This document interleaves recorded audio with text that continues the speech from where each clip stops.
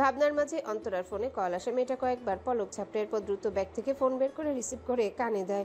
ওপাশ থেকে তার বাবা জানায় তিনি অন্তরার বাসার সামনে দাঁড়িয়ে আছে। অন্তরা হতাশা নিঃশ্বাস ফেললো। এখন সে কিভাবে যাবে? তার তো ক্লাস আছে। বাবাকে একটু অপেক্ষা করতে বলে কল কেটে দেয়।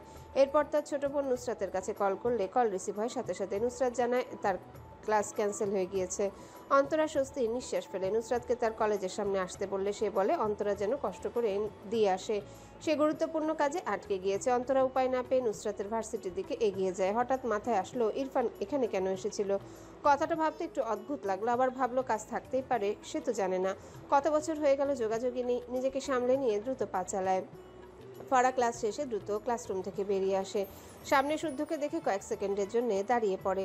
পাশ কাটিয়ে যেতে নিলে শুদ্ধ ফারার সামনে দাঁড়িয়ে যায়। ফারা আবারও শুদ্ধর পাশ কাটিয়ে যেতে নিলে শুদ্ধ আবারও একই কাজ করে।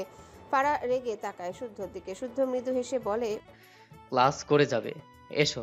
ফারা শক্ত গলায় বলে, আমি তোমার ক্লাস করব না, সরে দাঁড়াও। শুদ্ধ ফারার দিকে একটু এগিয়ে এসে বলে, তুমি সরে দাঁড়াও তো, মাইরা এসেছে, ওকে ভার্সিটি ঘুরে দেখাবো। শুদ্ধ কিছু একটা ভেবে বলে, ফারহা, তুমি তো আমার সাথে ভালোভাবে কথা বলতে পারো না। তুমি জানো সামিয়া মেয়েটা ভীষণ ভালো, ওর ব্যবহার এত অমায়িক।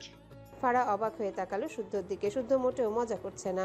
শুদ্ধ আবারও মৃদু হেসে বলে, সামিয়ার মতো মেয়েকে যে কেউ পছন্দ করবে, কিন্তু ফারা মৃদু হেসে বলে, বুঝেছি শুধু ভাইয়া, তোমার জন্য শুভকামনা। তোমার হবু বউ তো ভালো মানুষ, তোমাকে আর দুঃখ হতে পারবে না। ফারার মুখে ভাইয়া ডাক শুনে শুদ্ধ বিরক্ত হলো। ফারার হাত টেনে বলে, ফারহা, আমি যা বলি সব সময় তার উল্টোটাই তোমাকে বুঝতে হয়। কথাটা বলে আশেপাশে তাকিয়ে ফারার হাত ছেড়ে দিল। ফারার চোখ পানিতে টইটুম্বর, মাথা নিচুতা। শুদ্ধ কিছু বলার আগে ফারা মাথা নিচু করে নীরবে ক্লাসরুমে গেল। শুদ্ধ একটু হাসলো, অতঃপর সেও ক্লাসরুমে প্রবেশ করে। ফারা চুপচাপ মাথা নিচু করে বসে আছে। শুদ্ধ ক্লাস নেওয়ার ফাঁকে ফাঁকে ফারার দিকে তাকায়। মেয়েটা একবারও মাথা তুলে তাকায়নি। শুদ্ধ কথা বলতে বলতে ফারার পাশে এসে দাঁড়ায়। ফারার খাতায় নজর করলে দেখলো ফারা পুরো খাতায় লিখে ভরে ফেলেছে। শুধু ভাই, তুমি আমার। শুদ্ধ এটা দেখে না হেসে পারল না, তবে শব্দ করে হাসলো না। শব্দহীন হেসে সামনে চলে যায়। ক্লাস শেষে ফারা ক্লাসরুম থেকে বেরোলে শুদ্ধকে আবারও তার সামনে দাঁড়াতে দেখে মাথা নিচু করে নিল। শুদ্ধ হেসে বলে, আমার রুমে এসো। ফারা মাথা নিচু করে বলে, মায়েরা ওয়েট করছে আমার জন্য। শুদ্ধ ফারার পিছনে দাঁড়িয়ে বলে, ইরফান গিয়েছিল মায়রার কাছে, তুমি এসব চিন্তা ঝেড়ে আমার রুমে এসো। সামিয়াকে একবার ডাকলেই চলে আসে। ফারা পিছু ফিরে তাকায় শুদ্ধর দিকে। চোখ জোড়ায় পানি চিকচিক করছে। শুদ্ধ হেসে আফসোসের সুরে বলে, বেশি ভালোবাসা রাখার পাত্র অর্ডার করতে হবে মনে হচ্ছে, আমি তো রাখার জায়গা পাচ্ছি না। ফারা এবারেও কিছু বলল না, মাথা নিচু করে নিল। শুদ্ধ হেসে বলে, তুমি জানো তো আমি কেমন, তবু এই মিথ্যে কথাগুলো শুনে কান্না করো কেন? ফারা হঠাৎই শব্দ করে হেসে ফেলে, নিজেকে সামলে বলে। দেখবে। শুদ্ধ ভ্রু কুচকে বলে, কি? ফারা আশেপাশে খেয়াল করলে দেখলো শাহেদ হেঁটে এদিকে আসছে। ফারা শুদ্ধর সামনে থেকে সরে গিয়ে হাত উঁচিয়ে ডেকে বলে, ওই শাহিদ, তোকে তো মারাত্মক হ্যান্ডসাম লাগছে। ফারার ডাকে শাহেদ ফোন থেকে চোখ তুলে তাকায়। ভ্রু কুচকে এগিয়ে এসে বলে, তোরে কোন ভূত ধরেছে? ফারা হেসে বলে, তুই আসলেই সুন্দর, এটা অস্বীকার করবি? আমার যদি তোর মতো একটা জামাই হতো, হাউ সুন্দর হতো বল। শাহেদ বিরক্ত চোখে চেয়ে আছে ফারার দিকে। সে সুন্দর, মেয়েরা এক দেখায় পছন্দ করবে, এটা অস্বীকার করার মতো নয়। কিন্তু এই ছেমড়ি তারে এসব গান শোনায় কেন? পিছন থেকে শুদ্ধ রেগে বলে, তুমি এই ভার্সিটির সবচেয়ে বিশ্রী ছেলে, রাইট? শাহেদ ফারার থেকে একটু পিছনে শুদ্ধকে দেখে থতমত খেয়ে একটা সালাম দেয়। শাহেদ ঢোক গিলে বলে, স্যার আসছি। কথাটা বলেই যেন পালালো। কি জ্বালা, ফ্রেন্ডের ফিয়ন্সি স্যার হলে বহুত প্যারা। শুদ্ধ পিছন থেকে দাঁত চেপে বলে, তোমার ওর মতো জামাই চাই ফারহা পাখি। ফারা হাসলো। শুদ্ধকে উত্তর না দিয়ে হুট করে দৌড় দিল। সিঁড়ি বেয়ে নামতে লাগলো। একবার পিছু ফিরে বলে, মানুষ কারণ ছাড়াই রেগে যায়, এইটা কি অবস্থা? শুদ্ধ গম্ভীর চোখে ফারার দিকে চেয়ে দেখলো কি সুন্দর ফুরফুরে মেজাজ গরম করে দিয়ে চলে গেল তার না হওয়া বউটা। অন্তরা ভার্সিটির প্রাঙ্গণে এসে দাঁড়িয়েছে। বারবার নুসরাতকে কল করছে, তার খবর নেই। মেজাজ খারাপ হচ্ছে। এই মেয়ে কোথায়? তাকে আসতে বলে এখন উধাও হয়ে গিয়েছে। একের পর এক কল করতে থাকে নুসরাতকে। তার ক্লাস টাইম চলে যাচ্ছে। হঠাৎ কিছুটা দূরে ইরফানকে দেখে তার চোখ বড় বড় হয়ে যায়। ইরফান এখানে কেন? মুখের মাস্ক তো ফেলে দিয়েছে। কি করবে ভেবে না পেয়ে দ্রুত উল্টো ঘুরে হাঁটতে লাগলো। কিছু দূর যেতেই শুদ্ধর গলা পায়। তুই অন্তরা না? অন্তরার পা থেমে যায় কিছু সময়ের জন্য, কিন্তু একেবারে থেমে যায় না। আবারও দ্রুত পা চালায়। শুদ্ধ ভ্রু কুচকে অন্তরার পিছে পিছে আসতে আসতে এই অন্তরা। বলতে বলতে অন্তরার সামনে এসে দাঁড়ায়। অন্তরা শুদ্ধকে দেখে দাঁড়িয়ে পড়ে। শুদ্ধ ভ্রু কুঁচকে বলে। পালাচ্ছিস কেন? অন্তরা শুদ্ধর দিকে চেয়ে কাঁদো কাঁদো মুখ করে বলে। একটা কফি শপে বসে কথা বলবো পরে, এখন যাই, দেখি সর। শুদ্ধ ভ্রু কুঁচকে অন্তরাকে আটকে বলে। আরে কি পালাই পালাই করছিস? অনেক দিন পর দেখা হলো, কিন্তু তুই এখানে কেন? অন্তরা অশান্ত কণ্ঠে বলে। কাজ ছিল, যেতে দে। ইরফান এখানে কেন? শুদ্ধ চোখ ছোট ছোট করে তাকায় অন্তরার দিকে। ইরফানকে দেখে পালাচ্ছিল, এবার বুঝলো কাহিনী। হেসে বলে। এই ভার্সিটির টিচার মোরা, কিন্তু তুই ইরফানকে দেখে পালাচ্ছিস কেন? তোদের ব্যাপার স্যাপার বুঝি না বাপ। কথাটা বলে সামনে তাকে ইরফানকে খুঁজলো, না পেয়ে হতাশ হলো। অফিস রুমে চলে গিয়েছে হয়তো, কিন্তু তাতে কি? ইরফানকে ডাকতে তো আর ইরফানকে লাগছে না, সাথে তার মুখ আছে। অতঃপর মিটিমিটি হেসে হাত উঁচিয়ে ডাকে। এই ইরফান শোন, দেখ অন্তরা মামুনি পা রেখেছে আমাদের ভার্সিটিতে। অন্তরা চোখ বড় বড় করে তাকায়। দ্রুত শুদ্ধকে পাশ কাটিয়ে শুদ্ধর পিছনে লুকিয়ে শুদ্ধর পিঠে শার্ট খামচে রেগে বলে। থাপ্পড় খাবি, ওকে ডাকিস না। শুদ্ধ ছ্যাত করে উঠল। এই সর সর, আমারে ধরিস না। করছেটা কি? আয় হায়, তার না হওয়াবো এমনিতেই শুধু কাঁদে, তাকে এক মেয়ে ধরে এভাবে টানছে, তাহলে তো হয়ে গেল। সাজিদ আর নুসরাত এদিকে আসছিল। নুসরাত কান্নার ভান করে বলছিল। মায়রার ভাইয়ের নামে আমি বদনাম করে ফেলেছি, এখন ইরফান স্যার আমাকে কি করবে দোস্ত? সাজিদ বিরক্ত হয়ে বলে। মাইয়া মানুষের ঢং দেখলে গা পিত্তি জ্বইলা ওঠে, বালের মাইয়ারা সব। সাজিদের কথাটা শুদ্ধর কানে যায়। আশেপাশে চোখ বুলিয়ে বলে। আরে আমার যমজ ভাইয়ের পাইছি, মনের কথা বলে দিল। আয় ভাই, বুকে আয়। শুদ্ধর কথা শুনে সাজিদ আর নুসরাত দুজনেই তাকায়। শুদ্ধ সাজিদকে দেখে থতমত খেয়ে তাকায়। ভার্সিটির স্টুডেন্টদের কাছে সে মোটেও অত ফ্রি না। সাজিদ নুসরাত দুজনে একটু অদ্ভুতভাবে তাকায় শুদ্ধর দিকে। শুদ্ধ ফোঁস করে শ্বাস ফেলে নিজেকে স্বাভাবিক করলো। সাজিদ নুসরাত এগিয়ে এসে শুদ্ধকে সালাম দেয়। শুদ্ধ মুখাবয়ব স্বাভাবিক করে খুব ভদ্রভাবে সালামের উত্তর দিল। পেছন থেকে ফারা এগিয়ে এসে শুদ্ধর পিছনে অন্তরাকে দেখে অবাক হয়, তবে এত না ভেবে মৃদু হেসে বলে। আপু কেমন আছো? অন্তরা শুদ্ধর আড়ালে দাঁড়িয়েছিল। শুদ্ধর শার্ট থেকে হাত অনেক আগে সরিয়ে নিয়েছে। এই বেয়াদব যা এমনি এমনি কাহিনী করবে। ফারার ডাকে অন্তরা পাশ ফিরে বলে। এই তো ভালো, তুই কেমন আছিস? শুদ্ধ উল্টো ঘুরে চোখ ছোট ছোট করে একবার অন্তরার দিকে তাকায় আর একবার ফারার দিকে। সাজিদা নুসরাত যেতে গিয়েও থেমে যায় অন্তরার গলা পেয়ে। তারা অন্তরাকে খুঁজছিল। ফারার পাশে এসে দাঁড়ায় দুজনে। শুদ্ধ চিন্তিত কণ্ঠে অন্তরা আর ফারার উদ্দেশ্যে বলে। তোরা একে অপরকে কিভাবে চিনিস? অন্তরা উত্তর দেয়। নুসরাত আমার ছোট বোন, আর নুসরাতের সব ফ্রেন্ড আমার ছোট ভাই বোন। কথাটা বলে শুদ্ধর আড়াল থেকে দেখার চেষ্টা করলো ইরফান আছে কিনা। শুদ্ধ বুঝলো এদের সম্পর্ক। অন্তরাকে উকি মারতে দেখে হেসে বলে। আরে ইরফান নাই, তখন এমনি বললাম। আমার কথা বিলিভ করিস দেখে ভালো লাগলো। আজকাল সবাই ভিলেন হয়ে যাচ্ছে, মনে হয় আমার একটা সঙ্গী পেলাম। ফারা প্রশ্নাত্মক চোখে তাকায় শুদ্ধর দিকে। অন্তরার সাথে শুদ্ধর কি কানেকশন? কথা শুনে তো মনে হচ্ছে তারা অনেক পরিচিত। অন্তরা স্বস্তি নিঃশ্বাস ফেলে। শুদ্ধর দিকে কটমট দৃষ্টিতে তাকিয়ে মেজাজ দেখিয়ে বলে। কুকুরের লেজ আসলেই সোজা হয় না, সেটা তোকে দেখেই উপলব্ধি করলাম। শুদ্ধ থতমত খেয়ে তাকায়। তার স্টুডেন্টদের সামনে তার ইজ্জত খেয়ে দিবে নাকি? অন্তরার দিকে তাকিয়ে সিরিয়াস হয়ে বলে। অন্তরা চল যাই। অন্তরা ভ্রু কুঁচকে বলে। কোথায়? তোর চোখের ছানি কাটাতে। আমার একটা রেসপন্সিবিলিটি আছে না? আমার মায়ের চোখে ছানি পড়েছে। টাকা নিয়ে চিন্তা করিস না, আমি সব খরচ দিব। আয় আয়, লেট করিস না। অন্তরা বিরক্ত হয়ে বলে। আমার চোখে ছানি পড়েনি, তুই যা তো। শুদ্ধ হাত ঝাড়া দিয়ে বলে। আরে পাগলেরা স্বীকার করতে পছন্দ করে না, তারা পাগল। তুই আয়। জলজান্ত কিউট একটা ছেলেকে তুই কুকুর দেখছিস? না, মারাত্মক অধঃপতন হয়েছে তোর চোখের। আমি সহ্য করতে পারছি না। আয় মা। শুদ্ধর কথা শুনে নুসরাত ফারাজ সাজিদ শব্দ করে হেসে ফেলল। অন্তরা কটমট দৃষ্টিতে তাকায় শুদ্ধের দিকে। শুদ্ধ পাত্তা দিল না, মিটমিটিয়ে হাসতে সে। ফারার দিকে তাকিয়ে অন্তরাকে দেখিয়ে বলে। ফারহা, এটা তোমার 2 নম্বর শাশুড়ি। ফারা কৌতূহলী চোখে অন্তরার দিকে তাকায়। অন্তরা ভ্রু কুঁচকে শুদ্ধর দিকে তাকিয়ে প্রশ্ন করে। ফারা তোর কে হয়? শুদ্ধ ফারার দিকে তাকিয়ে হেসে বলে। আমার বাড়ির কাজের লোক। সুন্দর না? ফারা রেগে তাকায় শুদ্ধর দিকে। অন্তরা বিরক্ত হলো। একে কোন দুঃখে জিজ্ঞাসা করলো? নুসরাত আর সাজিদ একটু অবাক হয়। শুদ্ধকে এই রূপে কখনো দেখা হয়নি।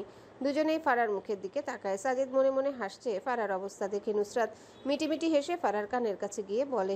শুদ্ধ স্যারের রুচি তো সেই লেভেলের, ভার্সিটির মেয়েকে কাজের মেয়ে হিসেবে রেখেছে। ফারা রেগে তাকায় নুসরাতের দিকে। নুসরাত মেকি হেসে অন্তরার পাশে এসে দাঁড়িয়ে বলে। আপু চাবি দাও। অন্তরা নুসরাতের কান টেনে ধরে রেগে বলে। কতগুলো কল করছি দেখ তো। নুসরাত অসহায় চোখে তাকায়। শুদ্ধর দিকে তাকালে দেখলো ভ্রু কুচকে চেয়ে আছে তাদের দু বোনের দিকে। নুসরাত ইনোসেন্ট মুখ করে বলে, ফোন সাইলেন্ট ছিল, কান ছাড়ো আপু। অন্তরা নুসরাতের কান ছেড়ে নুসরাতের হাতে ঘরের চাবি দিয়ে বলে, বাবা ওয়েট করছে, দ্রুত বাড়ি যা। সাজিদের দিকে তাকিয়ে বলে। সাজিদ, ওকে একটু নামিয়ে দিয়ে আয় ভাই, আমার টাইম নেই। সাজিদ মাথা নেড়ে বলে। যাচ্ছি আপু। অন্তরা ফারার দিকে তাকিয়ে বলে, একদিন আমাদের বাড়ি আসবি, এখন আমি যাচ্ছি, টাইম নেই। ফারা অন্তরার হাত ধরে শুদ্ধকে দেখিয়ে বলে। আপু, উনি তোমার কে হয়? অন্তরা শুদ্ধর দিকে তাকিয়ে হেসে বলে, আরে ও আমার ভার্সিটি লাইফের ফ্রেন্ড, কিন্তু এই বান্ধবটা তোর কে হয়? ফারা অন্তরার মুখে বাদর শুনে একটু হাসলো। সাজিদার অন্তরা শুদ্ধর দিকে তাকালো। কথার ধরনই বুঝেছিল অন্তরা শুদ্ধ বন্ধু। শুদ্ধ খুবই বিব্রত বোধ করলো। এই বেয়াদ্দপ মহিলা স্টুডেন্টদের সামনে তার ইজ্জত খেয়ে দিচ্ছে। শুদ্ধ ফোঁস করে শ্বাস ফেলে অন্তরার উদ্দেশ্যে বলল। ফারহা ফাইজের বোন গর্ধব। অন্তরা শুদ্ধর কথা শুনে অবাক হয়ে তাকায় ফারার দিকে, মাথায় হাত দিয়ে বলে, ফারাকে তো সেই কবে থেকেই চিনি, তুই ফাইজের বোন আমাকে বলবি না? ফারা বোকা চোখে তাকালো। তার ভাইয়ের ফ্রেন্ড অন্তরা আপু। শুদ্ধ একটু আড়ালে গিয়ে ইরফানকে কল করে বাইরে আসতে বলে দ্রুত। অন্তরা নুসরাত আর সাজিদকে পাঠিয়ে ফারার থেকে বিদায় নিয়ে দ্রুত ভার্সিটি থেকে বের হওয়ার জন্য পা বাড়ায়। শুদ্ধ পেছন থেকে বলে। অন্তরা দ্বারা ইরফান আসছে। অন্তরা দাঁড়ালো না, পায়ের গতি আরো বাড়ালো। শুদ্ধ বিরক্ত হয়ে বলে। আরে ইরফান মন খারাপ করবে রে, দেখা করে যা। অন্তরা বিড়বিড় করলো। করুক, তাতে আমার কি? ফারা একবার শুদ্ধকে দেখলো, আরেকবার অন্তরাকে দেখলো। কিছুক্ষণের মাঝে ইরফান এসে জিজ্ঞাসা করে। What happen? শুদ্ধ হতাশ হয়ে বলে। চলে গেল তো, লেট করে ফেলেছিস। ইরফান ভ্রু কুচকে বলে। কে? শুদ্ধ চরম মন খারাপের ভান করে বলে। তোর জান প্রাণ অন্তরা। ইরফান বিরক্তি চোখে তাকালো শুদ্ধর দিকে। এরপর দ্রুত চোখ ঘুরে আশেপাশে তাকিয়ে গম্ভীর গলায় বলে। হোয়ার? কাঙ্ক্ষিত মানুষকে দেখতে না পেয়ে শুদ্ধর দিকে তাকিয়ে রেগে বলে। থাপ্পড় খাবি, ফান করার লিমিট দেখতে পাচ্ছিস না? শুদ্ধ ইরফানের দিকে চেয়ে মিটিমিটি হেসে বলে। দেখতে না পেয়ে কষ্ট হচ্ছে বুঝি? আফসোস হচ্ছে? অন্তরা কিন্তু বিয়ে করেনি এখনো, আফসোস করিস না। ইরফান বিরক্ত হলো, তবে চোখ ঘুরিয়ে ঘুরিয়ে খুঁজলো বোধহয় অন্তরাকে। শুদ্ধ ইরফানের দিকে চেয়ে আবারও মিটিমিটি হেসে বলে। আহারে ভালোবাসা, মায়াটার যে কি হবে। দেখি মায়াটার জন্য ছেলে খুঁজতে হবে। এরপর চুলের ভাঁজে হাত চালিয়ে হাসতে হাসতে বলে। তুই কি ছেলে পছন্দ করে দিবি? দিতেই পারিস, হাজার হোক তোর নামধাম বউ। ইরফান রেগে শুদ্ধর কলার ধরে দাঁতে দাঁত চেপে বলে। আর একটা ফালতু কথা উচ্চারণ করলে থাপ্পড় খাবি, বেয়াদব। তীব্র বিরক্তিতে শুদ্ধকে ছেড়ে উল্টো ঘুরে অফিস রুমের দিকে গটগট পায়ে চলে যায়। ফারা অবাক হয়ে তাকিয়ে আছে। সব তার মাথার উপর দিয়ে গেল। অন্তরাপু ইরফান ভাইয়ের সাথে কথা বলল না। আবার শুদ্ধর কথাগুলো কেমন যেন ঠেকলো। যদিও শুদ্ধ মজা করে, তবুও ফারার কেমন যেন লাগলো। সবচেয়ে বড় কথা, অন্তরাপু বিয়ে করেনি এখনো। তার বয়স 26+। এটা নিয়ে নুসরাত মাঝে মাঝেই বলে। অন্তরাপুর বাবার সাথে এটা নিয়ে মাঝে মাঝেই ঝামেলা লেগে থাকে। তবে কি ইরফান ভাই কারণ? শুদ্ধের দিকে তাকিয়ে দেখলো শুদ্ধ হাসছে। ফারা চিন্তিত কণ্ঠে জিজ্ঞাসা করে। অন্তরা আপু আর ইরফান ভাইয়ের মাঝে কিছু ছিল শুদ্ধ ভাইয়া? শুদ্ধ ফারার দিকে তাকিয়ে ফারার কৌতূহলী মুখ দেখে আবারও হেসে ফেলে। অতঃপর হেয়ালি করে বলে। মারাত্মক কিছু ছিল ফারহা, সেসব বলে শেষ করা যাবে না। ফারা অদ্ভুতভাবে তাকায় শুদ্ধের দিকে। শুদ্ধের হেয়ালিপনায় বিরক্ত হলো। এই লোক জীবনেও সিরিয়াস হয় না। অন্তরা আপু এখনো বিয়ে করেনি, এটা নিয়ে আঙ্কেলের সাথে অনেক ঝামেলা হয়। ইরফান ভাইয়ের কারণ? শুদ্ধ ভ্রু কুচকে তাকালো ফারার দিকে। অতঃপর বলে। অন্তরার সাথে তোমার কবে থেকে পরিচয়? নুসরাতের সাথে কলেজের পরিচয় হয়েছিল, তখন থেকেই অন্তরা আপুকে চিনি। আপু খুবই ভালো মানুষ। শুদ্ধ মৃদু হাসলো। অতঃপর টপিক এড়িয়ে বলে। তোমার আর ক্লাস আছে? ফারা ভ্রু কুচকে বলে। ক্লাস আছে। তুমি টপিক চেঞ্জ করো কেন? বলো, অন্তরা আপু আর ইরফান ভাইয়া কি ভালোবাসতো কিনা? শুদ্ধ মৃদু হেসে বলে। হুম। এরপর হাত ঘড়িতে একবার সময় দেখে বলে। আমার ক্লাস আছে, তুমি ক্লাসে যাও। কথাটা বলে এগিয়ে যেতে নিলে ফারা দ্রুত শুদ্ধর সামনে দাঁড়িয়ে বলে। অর্ধেক বলে যাচ্ছ কেন? ইরফান ভাইও কি অন্তরা আপুকে ভালোবাসে? শুদ্ধ হেসে বলে। মারাত্মক। ফারার মাথা ঘুরে। শুদ্ধ কি বলছে কিছুই বুঝতে পারছে না। অবাক হয়ে বলে। তাহলে তারা আলাদা হলো কেন? মাইরার কি হবে? শুদ্ধ হেসে বলে। তুমি আর আমি মিলে মাইরার জন্য পাত্র খুঁজবো, যাবে না আমার সাথে? ফারার সব গোলমেলে লাগে। বিস্ময় কণ্ঠে বলে। আসলে ইরফান ভাই আর অন্তরা আপু একে অপরকে ভালোবাসে? শুদ্ধ ফারার পাশ কাটিয়ে যেতে যেতে বলে। বাসে বাসে আমিও তো ভালো বাসে বাসে আমিও তো ভালোবাসি অন্তরাকে, বাট ধরনটা জাস্ট ডিফারেন্ট। কথাটা বলে শুদ্ধ পিছিয়ে এসে ফারার সামনে দাঁড়ায়, সিরিয়াস কণ্ঠ তবে মুখে হাসি নিয়ে বলে, তোমার কোশ্চেন অনেক ফানি ছিল ফারহা। ইরফান কাউকে ভালোবাসার মতো মানুষ নয়, বুঝলে? আমার অন্তরার জন্য ভীষণ আফসোস হয়। ও বেচারি এক পাথরকে ভালোবেসে নিজের লাইফ নষ্ট করছে। একটু থেমে চোখ বুজে দীর্ঘশ্বাস ফেলে, এরপর ফারার দিকে তাকিয়ে ভীষণ সিরিয়াস হয়ে বলে, তুমি জানো ফারহা, মাইরা ইরফানকে মাঝে মাঝে হার্টলেস বলে। আমিও হেসে উড়িয়ে দিই, বাট আমার নিজেরই ওকে হার্টলেস লাগে। মাইরার প্রতি ওর যে পজিটিভনেস দেখছি, ফার্স্ট ফার্স্ট এটাতে ভীষণ অবাক হয়েছিলাম, বাট এখনো মাইরার রিলেটিভ 90% কাজগুলোতে একদমই নির্লিপ্ত থাকে, যেন মাইরা ওর কেউই না। একটু থেমে হতাশ কণ্ঠে বলে, শালা, মাঝে মাঝে তো ইচ্ছে করে তোর হার্ট খুলে আমার হার্ট থেকে একটু ভালোবাসা ওকে ধার দিই। ফারা শুদ্ধর কথাগুলো মন দিয়ে শুনলো, তবে লাস্ট কথাটাই হেসে ফেললো। শুদ্ধ ফারার দিকে তাকিয়ে মৃদু হেসে বলে, আমি কিন্তু আমার ফারহা পাখিকে মারাত্মক ভালোবাসি। ফারা শুদ্ধর থেকে চোখ সরিয়ে মাথা নিচু করে নেয়। শুদ্ধ আর কিছু বলল না, ক্লাসের দিকে যেতে যেতে বলে, ক্লাস শেষে ওয়েট করবে। ফারা তাকিয়ে রইল শুদ্ধর পানে, ঠোঁটের কোণে হাসি। মায়েরা কলেজে শেষে কলেজ গেটের সামনে দাঁড়িয়ে আছে, চারিদিকে অনেক ভিড়। মেয়েটার চোখে মুখে ক্লান্তির সাথে বিরক্তি। এক কোণায় দাঁড়িয়ে আছে, ভিড় কমলে রাস্তায় নামবে বলে। মায়েরা ভিড়ের মাঝে উপর হয়ে পড়ে যায়, ডান হাতের কবজিতে বেকায়দায় লেগেছে। কয়েকজন মেয়ে মায়েরাকে ধরে ধরে দাঁড় করালো। মায়েরা ঠিক করে দাঁড়াতেই পারছে না, মনে হচ্ছে পায়েও ব্যথা পেয়েছে। অন্তরা কলেজ থেকে বেরিয়ে যাচ্ছিল, এদিকটায় ভিড় দেখে এগিয়ে আসে।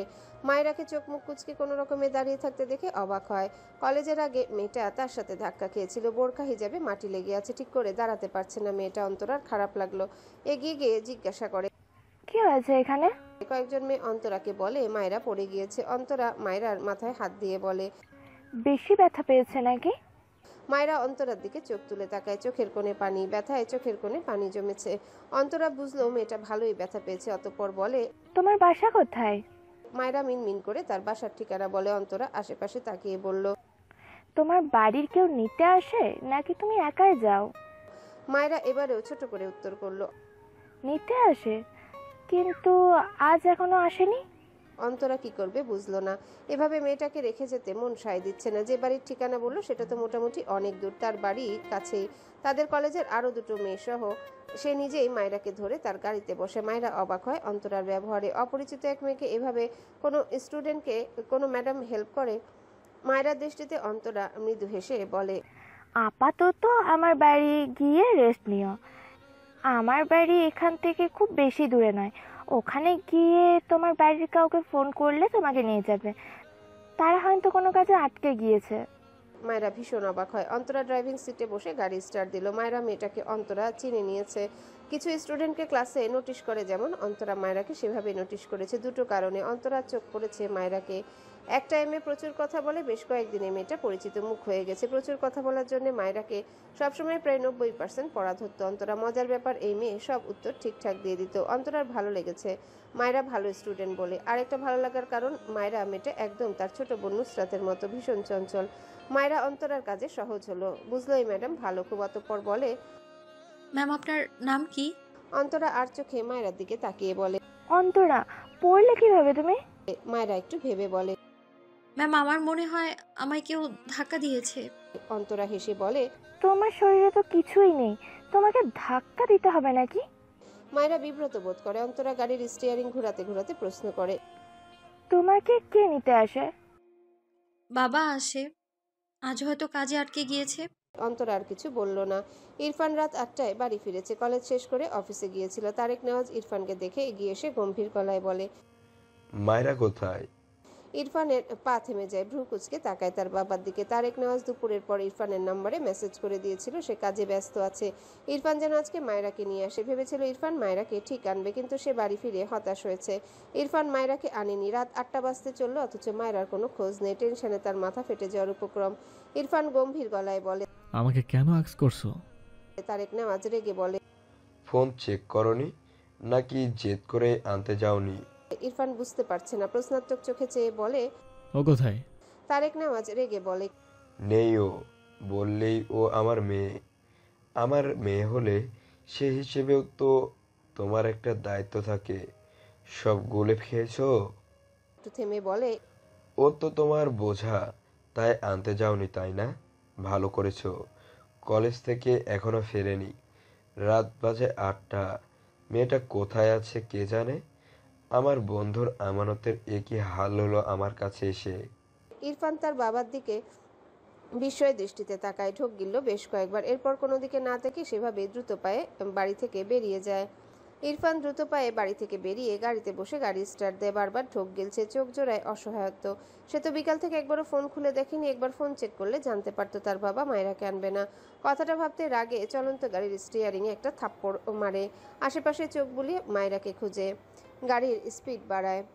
প্রায় অর্ধেক সময় মায়রার কলেজের সামনে গিয়ে দাঁড়ায়। রাস্তা ফাঁকা। ইরফান দ্রুত গাড়ি থেকে নিচে নেমে দাঁড়ায়। কলেজ গেটের সামনে গিয়ে দাঁড়ায়, কেউ নেই তো। ইরফান ফাঁকা কলেজ মাঠটার দিকে কেমন শূন্য চোখে তাকিয়ে রইল, চোখ দুটো অসম্ভব লাল। দ্রুত পায়ে এগিয়ে গেল কলেজ গেটের সামনে। এখানে কি করে থাকবে? এতক্ষণ কেউ এখানে বসে থাকে? ইরফান ঢোক গিলল। একধানে কিছুক্ষণ সেই অন্ধকারাচ্ছন্ন মাঠটার দিকে চেয়ে থাকে, যেখান দিয়ে আজ সকাল সকাল মায়রা হেঁটে যাচ্ছিল ধীর পায়ে। ইরফান হঠাৎই কেমন করে যেন ডেকে উঠল। Bird follower. ইরফানের ভয়েস খুবই ক্ষীণ ছিল, চোখ দুটো অসম্ভব লাল। হঠাৎই রাগে কলেজের গেটে একটা লাথি বসায়।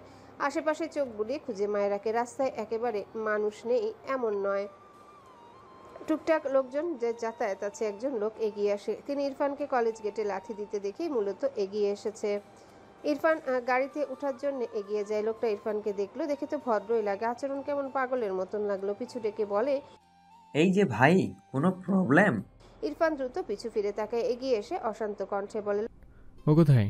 লোকটা অদ্ভুতভাবে তাকায় ইরফানের দিকে, বিব্রত বোধ করে বলে, কে? ইরফান হঠাৎই লোকটার দিকে তীক্ষ্ণ চোখে চেয়ে গম্ভীর গলায় বলে, বাসা কোথায়? লোকটা থতমত খেয়ে যায়। রাস্তার ল্যাম্পপোস্টের আলো ইরফানকে স্পষ্ট না দেখা গেলেও মোটামুটি বুঝতে পারলো ইরফানের মুখায়বব। ইরফান লোকটিকে চুপ থাকে দেখে লোকটির কলার ধরে দাঁতে দাঁত চেপে বলে, আনসার মি, ড্যাম ইট। লোকটি ইরফানের ভারী গলায় ভীষণ ভয় পায়। যেভাবে জেরা করছে মনে হচ্ছে সন্ত্রাস নয়তো আইনের লোক। লোকটা ভীত স্বরে আঙ্গুল দিয়ে দেখালো দুটো বাসা পরেই তার বাসা।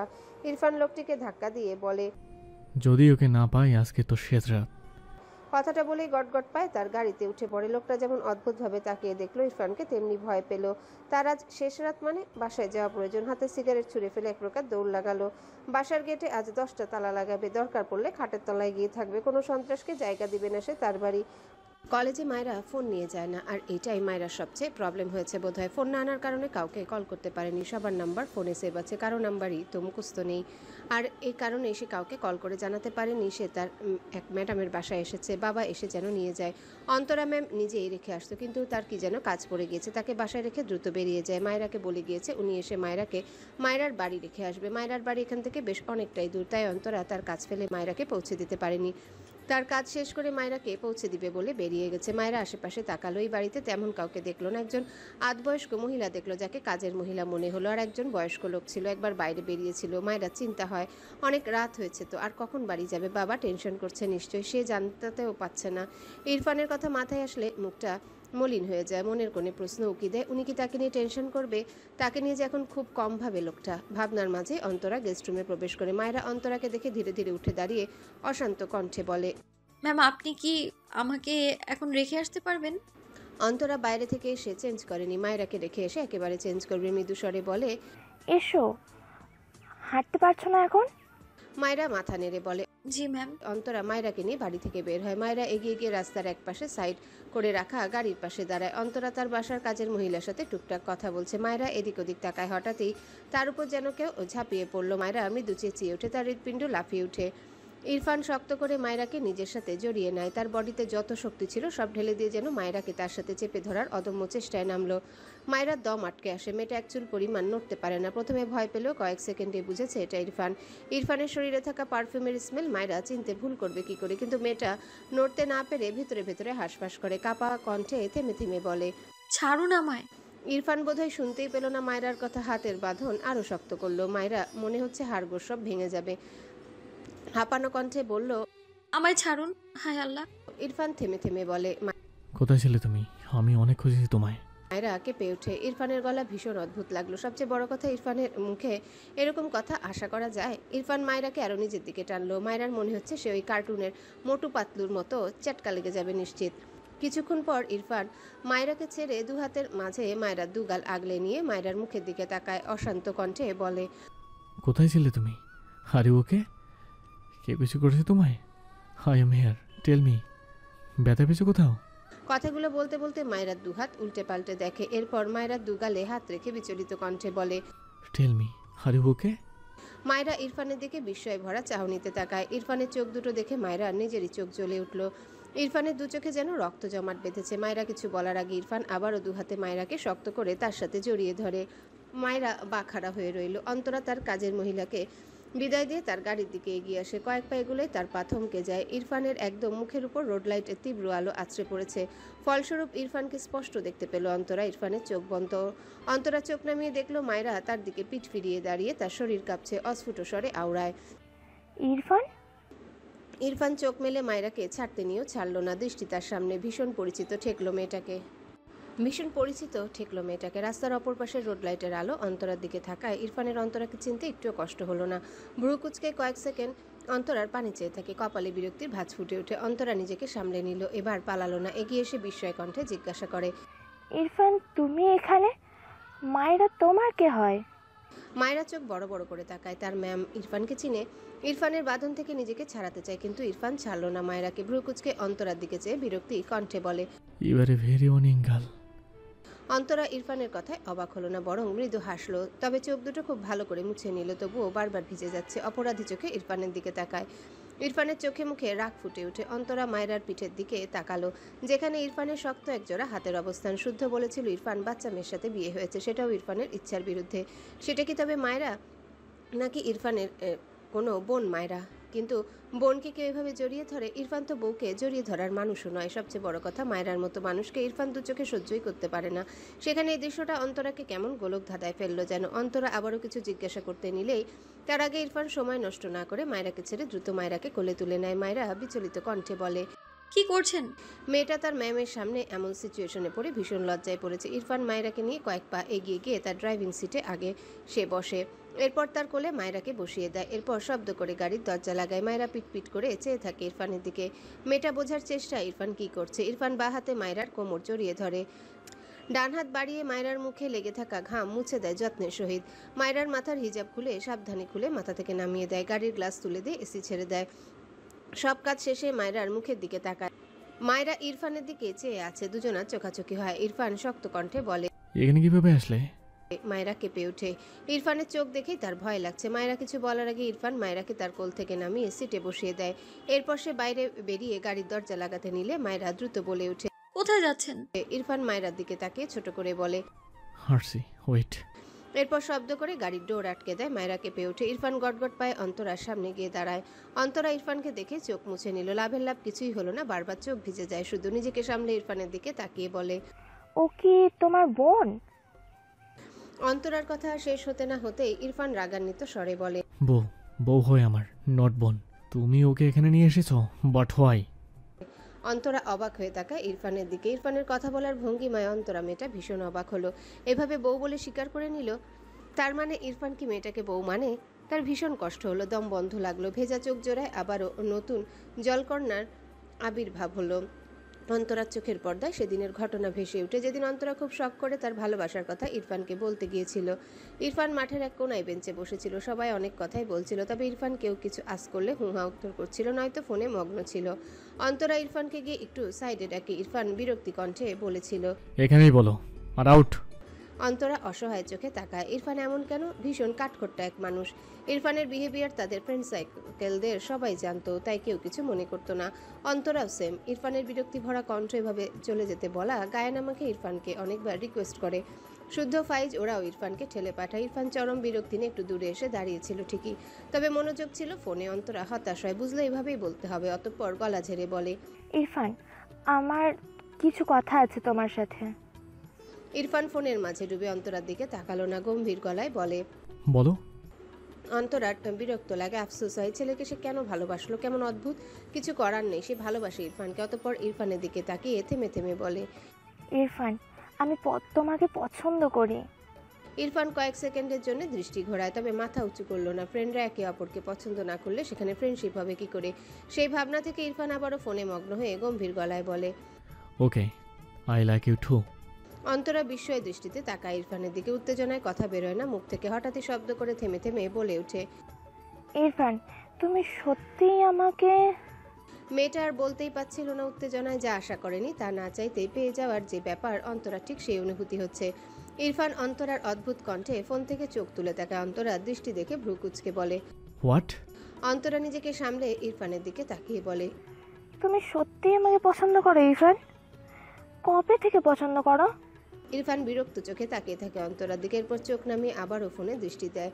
অন্তরা হেসে বলে, তুমি আমাকে কবে বিয়ে করবে ইরফান? ইরফান বিস্ময়ের চোখে তাকায় অন্তরার দিকে, রেগে বলে। What nonsense? অন্তরা হেসে বলে, তুমি তো বললে তুমি আমাকে পছন্দ করো, বিয়ে করবে না আমাকে?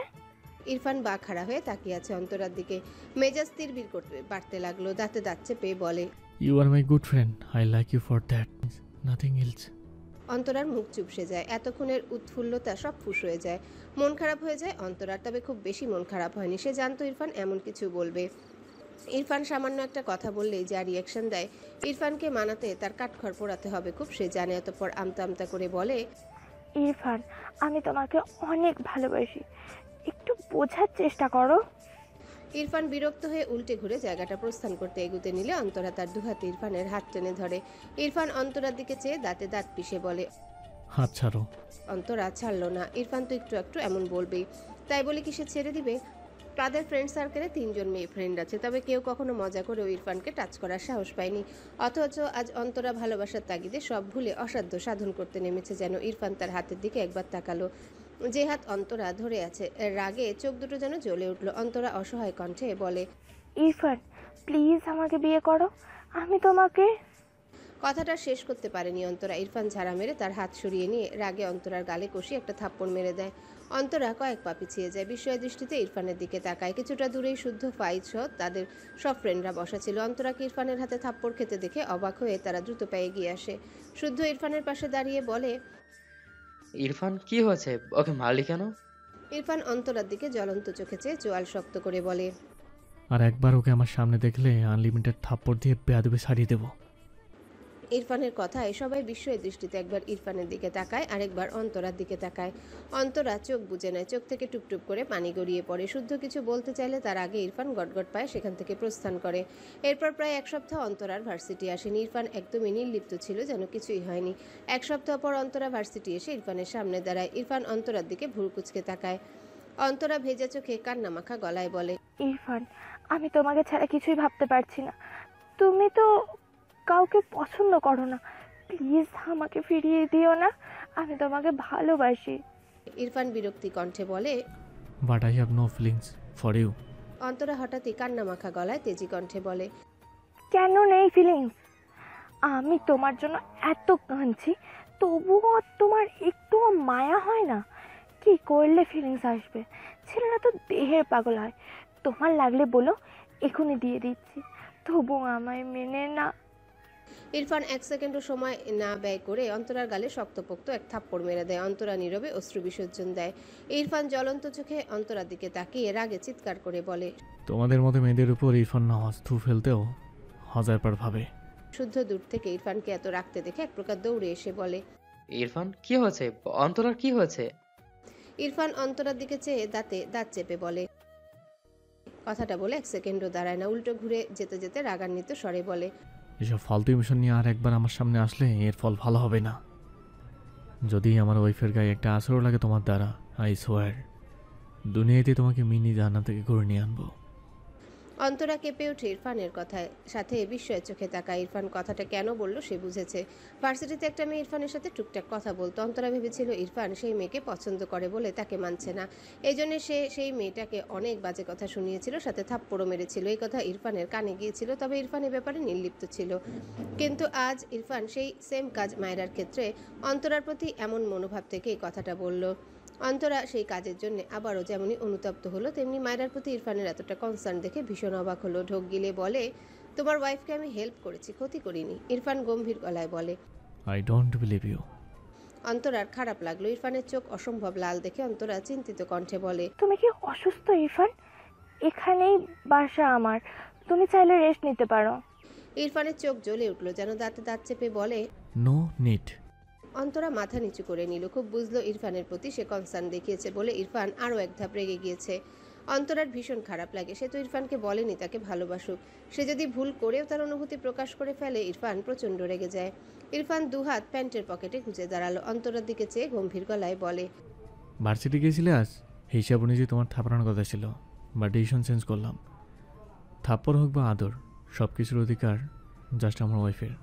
অন্তরার চোখের কোণে পানি চিকচিক করছে। ইরফান একটু থেমে তীক্ষ্ণ চোখে চেয়ে বলে, you know who am I? Antara প্রশ্নাত্মক চোখে তাকায় ইরফানের দিকে। ইরফান কিছু একটা ভেবে ঘাড় বাঁকিয়ে তার গাড়ির দিকে তাকালে দেখলো মায়েরা গাড়ির পাশে দাঁড়িয়ে আছে। দৃষ্টি তাদের দিকে। ইরফান বিরক্ত হলো।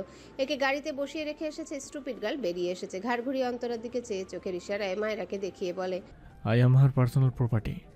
অন্তরা অবাকের উপর অবাক হয়। মায়েরার দিকে তাকায়। অন্তরা মেয়েটার চোখে পড়ার মতো সুন্দর, কিন্তু ইরফানের কাছে এসব ম্যাটার করে না। অন্তরা জানে। অন্তরা তবু ইচ্ছা করলো ইরফানকে অপমান করতে, দুটো কথা শোনাতে।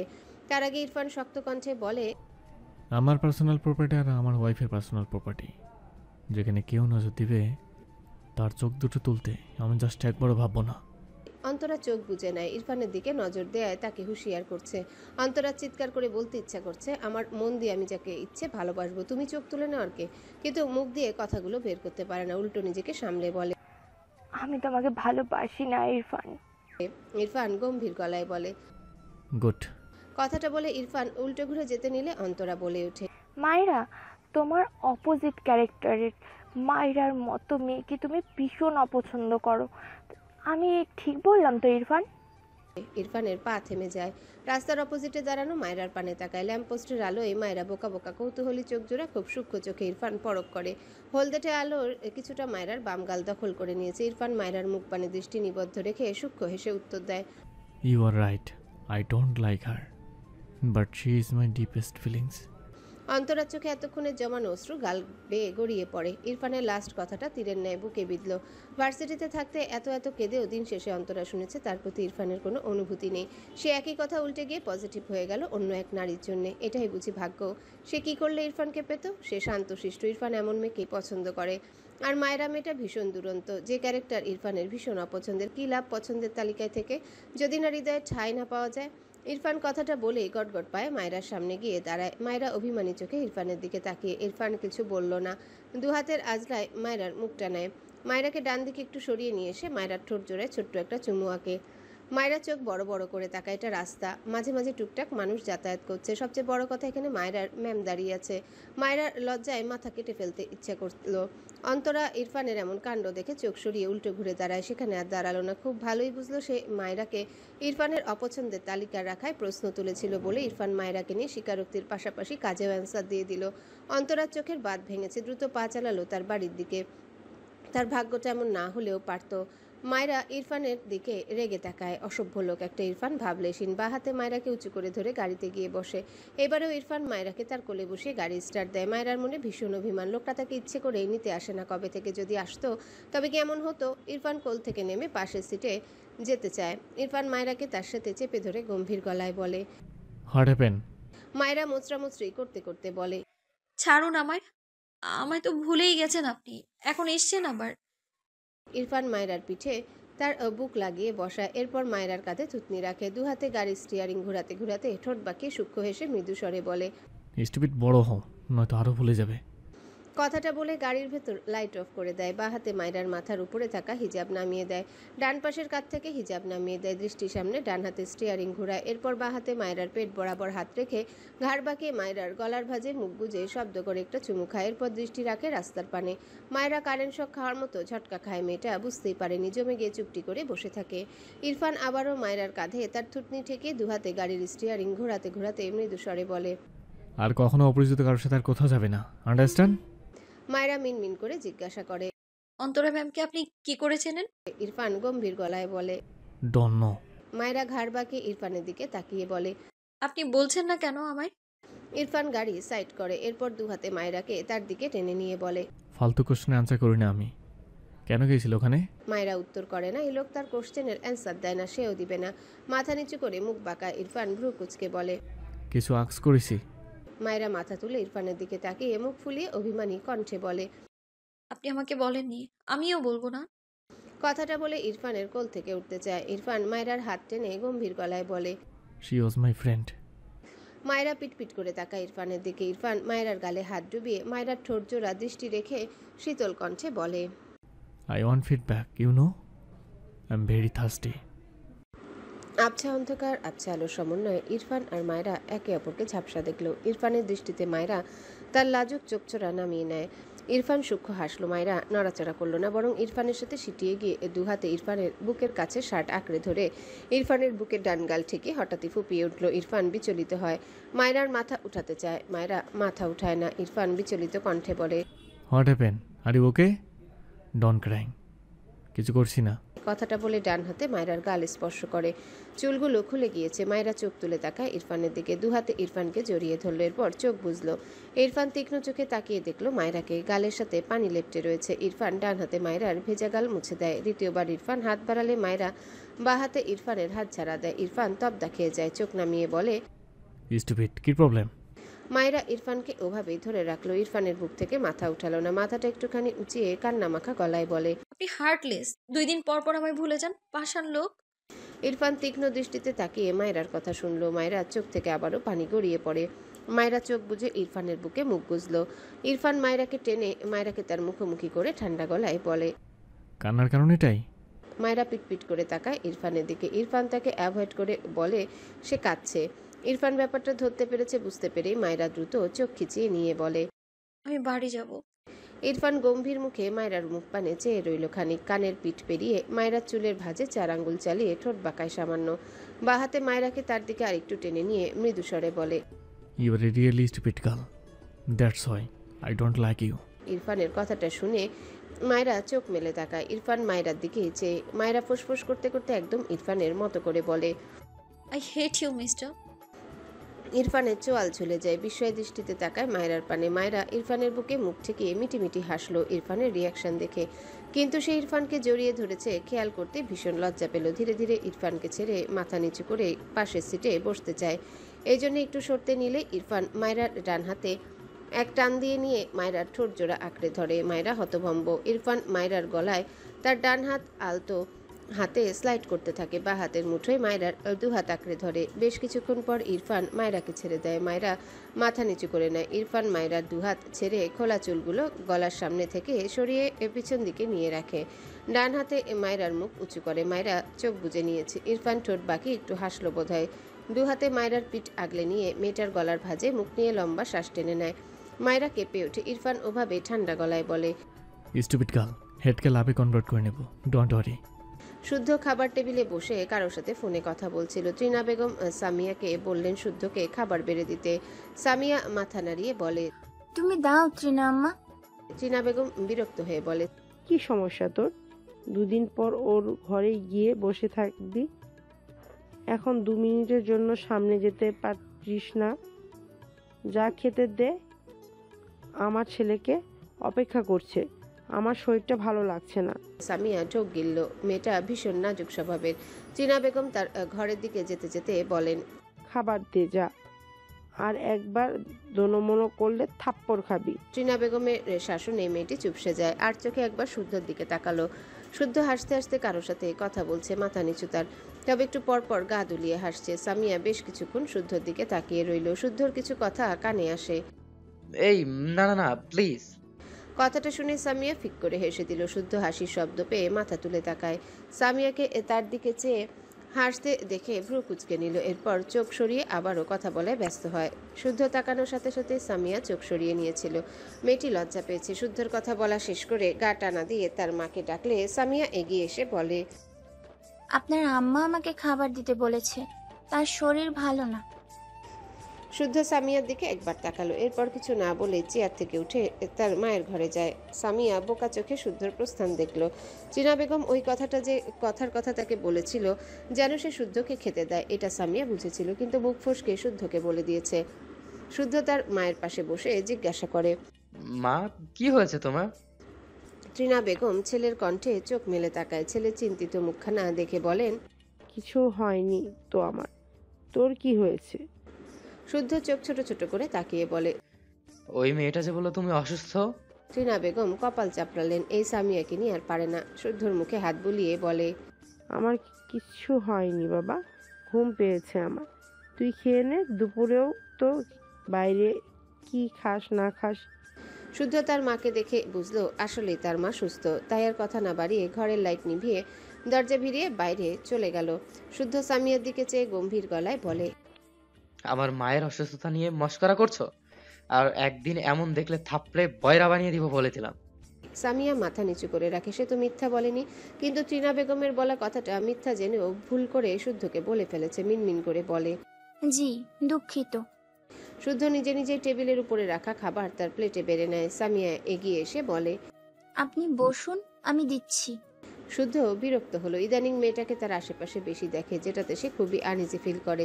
কোনো উত্তরই করলো না। সামিয়া একপাশে দুহাত একসাথে জমা করে দাঁড়িয়ে রইল। শুদ্ধ তার মতো চুপচাপ খেয়ে বেসিনে হাত ধুয়ে নিল। এরপর কোনো দিকে না তাকিয়ে তার ঘরের দিকে যেতে নিলে কোনো কিছুর শব্দ পেয়ে দাঁড়িয়ে পড়ে। পিছু ফিরে দুপা এগিয়ে আসলে দেখলো সামিয়া মাটিতে বসে আছে। শুদ্ধ অদ্ভুতভাবে তাকায়। শব্দ পেয়েছে মানে পড়ে গিয়েছে। এত বড় মেয়ে পড়লো কেমনে? সামিয়া ওঠার চেষ্টা করছে। বেচারি যেমন লজ্জা পেয়েছে তেমনি কোমরে ব্যথা পেয়েছে। শুদ্ধ এগিয়ে গিয়ে কিছু দেখে জিহ্বায় কামড় দিল। সে যখন ফোনে কথা বলছিল তখন ধান্দায় কখনো গ্লাস থেকে পানি ফেলেছিল, কখনো ছিটিয়ে দিচ্ছিল। বুঝলো এই মেয়ে তার ফেলা পানিতেই পিছলা খেয়ে পড়েছে। শুদ্ধর হাসি পেল। নিজেকে না দমিয়ে শব্দ করে হেসে ফেললো। সামিয়া লজ্জায় চোখ মুখ খিচিয়ে নেয়। শুদ্ধ একটু পর নিজেকে দমিয়ে নিল। এভাবে হাসা ঠিক হয়নি, কিন্তু এত ঠিক ভুল মনে থাকে নাকি? মেয়েটা উঠতে পারছে না দেখে সামিয়াকে সাহায্য করার জন্য হাত বাড়িয়ে দিয়ে দ্রুত হাত সরিয়ে আনলো। আয় করছিলটা কি? তার ফাড়া পাখির সম্পদ অন্য কেউ ছুঁয়ে দিলে তারই তো বুক ফাটে। সামিয়া শুদ্ধর হাত বাড়ানো চোখে পড়েছিল। সাথে সাথে গুটিয়ে নিতে দেখে মেয়েটা অবাক হয়ে শুদ্ধর দিকে তাকায়। শুদ্ধ তার মায়ের ঘরের দিকে একটু এগিয়ে গিয়ে বলে, ওগো আমার সুস্থ মা, বেরিয়ে এসো। তোমার তোমার মেহমান পড়ে গিয়েছে, এসো এসো। সামিয়া অবাক হয়ে শুদ্ধর দিকে তাকিয়ে রইল। শুদ্ধ তার মাকে বেরিয়ে আসতে দেখে তার ঘরের দিকে চলে যায়। ত্রিনা বেগম ঘর থেকে বেরিয়ে সামিয়াকে মেঝেতে দেখে দ্রুত এগিয়ে গেলেন। শুদ্ধর কানে আসলো মায়ের কথা। পড়লি কিভাবে? দেখে চলবি না? শুদ্ধ হাসলো। তার মা তো জানে না তার মহান ছেলের জন্য বেচারি মেহমান ঠাস হয়ে গিয়েছে। ভাবনার মাঝে শুদ্ধর ফোনে কল আসে। অন্তরার নাম্বার দেখে শুদ্ধ ভ্রু কুচকালো। বেশি না ভেবে কল রিসিভ করে। কিছু বলার আগে ওপাশ থেকে অন্তরা ভাঙা গলায় বলে, শুদ্ধ একটু দেখা করতে পারবি? শুদ্ধ ভ্রু কুচকে বলে, কোন সুখে? রাত বাজে 9টা। বাইরে গেলে একমাত্র আমার বউয়ের জন্যই যাব, নয়তো নেভার। অন্তরা ভ্রু কুচকে বলে, ফাইজের বোন তো এক সরল সোজা, কি সুন্দর একটা মেয়ে। তোর মতো বানরের গলায় ফাড়া মুক্তটা কেন ঝুলতে চাইছে বুঝলাম না। শুদ্ধ ইনোসেন্ট মুখ করে বলে, কি? ফারহা মুক্ত? ইম্পসিবল। ও সাক্ষাৎ ডাইনি, আমার সেকেন্ড মা। আমায় মারাত্মক জ্বালায়। কই একটু বিয়ের আগে থেকে স্বামীর সেবা করার প্র্যাকটিস করবে, তা না করে শুধু ডাইনিদের মতো দেমাক দেখায়। বিয়ে না করতে জীবন আমার তেনা তেনা ফেনা ফেনা সব করে দিচ্ছে। অন্তরা এত দুঃখের মাঝেও হেসে ফেললো শুদ্ধর কথায়। অতঃপর বলে, ভাই আমি একটু দুঃখ প্রকাশ করতে কল করলাম। তুই আমারে হাসিই মারবি নাকি? তুই সবার জীবনে তেনা তেনা করে দিয়ে এইসব বলছিস? Like seriously? শুদ্ধ নিজেও একটু হাসলো। একটু পরে মুখটা ইনোসেন্ট বানিয়ে বলে, আমি নিষ্পাপ বাচ্চা। হ্যাঁ খুব। এত নিষ্পাপ বাচ্চা যে 5 বছরের বাচ্চা তোকে দেখে আফসোস করবে। তারা এত ছোট হয়েও আমাদের শুদ্ধের মতো নিষ্পাপ হতে পারলো না কেন? শুদ্ধ ভোতা মুখ করে রাখলো। অন্তরা দীর্ঘশ্বাস ফেলে ইরফানের সাথে দেখা হয়েছিল বলে। শুদ্ধর সাথে সাথে বলে ওঠে, খাইছে রে, কয়টা থাপ্পড় খেলি। আমি যদিও ভার্সিটিতে একটু ট্রাই করলাম ওকে থাপ্পড় খাওয়ানোর। তুই তো পালালি। যাক, এখন তো খেয়েছিস। বলছি, ভালো মতো খেতে পেরেছিস তো? পেট ভরেছে? অন্তরা বিরক্ত হলো। শুদ্ধ হাসলো। অতঃপর এসব রেখে সিরিয়াস হয়ে বলে, কাহিনী বল। মায়রাকে নিয়ে বলা ইরফানের কথাগুলো ভেবে অন্তরা চোখ জোড়া ভিজে উঠলো। তাকে দেখিয়ে ইরফানের মায়রাকে চুমু খাওয়ার ব্যাপারটা চোখে ভাসতেই অন্তরার কেমন দম বন্ধ লাগলো। একটু চুপ থেকে নাক টেনে বলে, শুদ্ধ চুপ করে শুনলো, কোনো উত্তর করলো না। এসব তো নতুন নয়। অন্তরা আবারও বলে। শুদ্ধ এবারও কিছু বলল না। মুখটা মলিন তার। সে কি করবে? তার হাতে তো কিছু নেই। অন্তরা ডান হাতে চোখের পানি মুছে বলে, তোর ভাইয়ের কি একটুও দয়া মায়া নেই শুদ্ধ? এতদিন ভাবতাম মনই নেই, কিন্তু বউকে নিয়ে যে সিরিয়াস। এখন বুঝলাম মন আছে, কিন্তু অন্যরা কি মানুষ না? তোর ভাই এত আয়োজন করে মানুষকে কষ্ট দেয় কেন বলতো? আমি তো বলছি না আমি তো বলছি না তোর ভাইকে তোকে আমাকেই ভালোবাসতে হবে। আমি কাকে ভালোবাসবো না বাসবো সেসব তোর ভাই কেন ঠিক করবে? শুদ্ধ ভ্রু কুচকে বলে, আমার এই মায়েরাকে খুন করতে ইচ্ছে করছে শুদ্ধ। আমি এতদিন ভাবতাম ইরফান হয়তো আমাকে না মানলেও কাউকে ভালোবাসবে না। এটা ভেবে একটু হলেও শান্তি পেতাম যে ও আমার না হলেও অন্য কারোর তো না। কিন্তু ও কিভাবে কাউকে নিয়ে এত ডেসপারেটেড হতে পারে? ওকে মাইরাকে নিয়ে এত ডেসপারেটেড হতে দেখে আমার দম বন্ধ লাগছে। মেয়েটা আমার ছোট বোনের চেয়ে অনেক ছোট, কিন্তু আমি ওকে সহ্য করতে পারছি না। শুদ্ধ ভ্রু কুচকে বলে, ভার্সিটির কিছু এখানে রিপিট করিস না। তোর সব ইচ্ছে মনেই চেপে রাখ। ইরফান মাইরার ব্যাপারে ভীষণ সিরিয়াস, আর ও কেমন সেটা তোকে নতুন করে চেনাতে হবে না আমার। এসব রেখে একটা ঘুমের ওষুধ খেয়ে কড়া ঘুম দে। অন্তরার চোখ থেকে টুপটুপ করে পানি গড়িয়ে পড়ে। নাক টেনে বলে, ইরফান যে বলতো আমি ওর ভালো ফ্রেন্ড, সেটাও ভুলে গিয়েছে। বন্ধুত্বের কথা ভেবেও তো আমার সাথে দুটো ভালো কথা বলা যায়। ভালো না হয় নাই বাসলো, বন্ধুত্ব ভেঙে গেল, মানুষের একটু হলেও তো কষ্ট হয়। ইরফানের মনে হয় না। ও এমন কেন? শুদ্ধ বেশ কিছুক্ষণ চুপ থাকে, এরপর চাপা শ্বাস ফেলে বলে, ও নিজেকে এক্সপ্লেইন করতে পারে না। তোদের মাঝে ঝামেলা হওয়ার পর ও ডিস্টার্ব থাকার ব্যাপারটা আমি খেয়াল করেছি। ছোট থেকে একসাথে আছি, একটু একটু নিজে থেকে যা বুঝেছি আর কি। ও তো মুখে বলার মানুষ নয়। সব জেনেও এসব বলছিস কেন? অন্তরা নীরবে কাঁদলো, এরপর বলে, ইরফানকে আমার সাথে বন্ধু হয়ে কথা বলতে বলবি শুদ্ধ? আমি শুধু চাই ও আমার সাথে দুটো কথা বলুক, আমাকে ক্ষমা করুক। শুদ্ধ মৃদু স্বরে বলে, বলবো। কান্না থামা মেরি মা। তোর বৌমাকে একটু শেখাতো কিভাবে স্বামী সেবা করতে হয়। অন্তরা নাক টেনে টেনে বলে, বিয়ে কবে করবি? শুদ্ধ একটু আনমনা হয়ে গেল। মাকে কিভাবে ম্যানেজ করব সেটা ভাবছি। বলবো তো অবশ্যই। একটু টাইম নিচ্ছি, প্যারা নাই। মা আমার বহুত ভালা। ছেলের পছন্দ ফিরাবে না, কিন্তু মাকে কষ্ট দিতে একটু ভয় লাগে ইয়ার। অন্তরা মুখ বাঁকিয়ে বলে, তাহলে ফারাকে ভুলে যা। শুদ্ধ চেঁচিয়ে ওঠে, ইম্পসিবল। মা আর ফারহা দুজনেই আমার ঘরে থাকবে। বাল, কই একটু সাহস দিবি, তা না উল্টো বেয়াদ্দব মার্কা কথা বলিস। অন্তরা হাসলো। তাদের মাঝে এক খাঁটি প্রেমিক শুদ্ধ। ভার্সিটি লাইফ থেকে জান প্রাণ দিয়ে একজনকে ভালোবাসে। তাদের ফ্রেন্ড সার্কেলের মাঝে নাসিমার অন্তরা এই কথা জানতো, ফাইজকে জানায়নি। ফাইজের বোন ফারায়ের জন্যে। শুদ্ধ সবসময় তাকে আর নাসিমকে বলতো সে মধ্যবিত্ত, তার জন্যে ফারা নয়। কিন্তু যখন শুদ্ধ সেটেল হয় সে নিজেই ফাইজকে বলেছিল, ইরফানকে বলতে গিয়েছিল। ইরফানের অ্যান্সার ছিল, আই নো এভরিথিং। শুদ্ধর মাথায় হাত। শুদ্ধ ইরফানের কথাগুলো ভেবে বিড়বিড় করে, শালা বর বউ দুটোই সিসিটিভি। ইরফান তার বাবাকে কল করে বলে দিয়েছে মায়রা তার সাথেই আছে। ইরফান মায়রাকে নিয়ে একটা শপিং মলে যায়। মায়রার হাত তার হাতের মুঠোয় রেখে চারিপাশে চোখ বুলে একটা গ্রিন কালারের জামা চুজ করলো। এরপর জামাটা নিয়ে মায়রার সামনে নিয়ে ট্রায়াল রুমে যেতে বলে। মায়রা এসব জায়গায় কখনো আসেনি, কেমন যেন অস্বস্তি লাগছে তার। আমতা আমতা করে বলে, আমি বাইরে চেঞ্জ করতে চাই না। ইরফান ভ্রু কুচকে তাকায়, মৃদু স্বরে বলে। হোয়াই? মায়রা কি বলবে বুঝতে পারে না, মিনমিন করে বলে, বাড়ি চলুন। ইরফান গলা নামিয়ে বলে, ওকে, গাড়িতে এসো, চেঞ্জ করে দিচ্ছি। মায়রা চোখ বড় বড় করে তাকায়। ইরফানের হাত থেকে জামা কেড়ে নিয়ে দ্রুত ট্রায়াল রুমের দিকে যায়।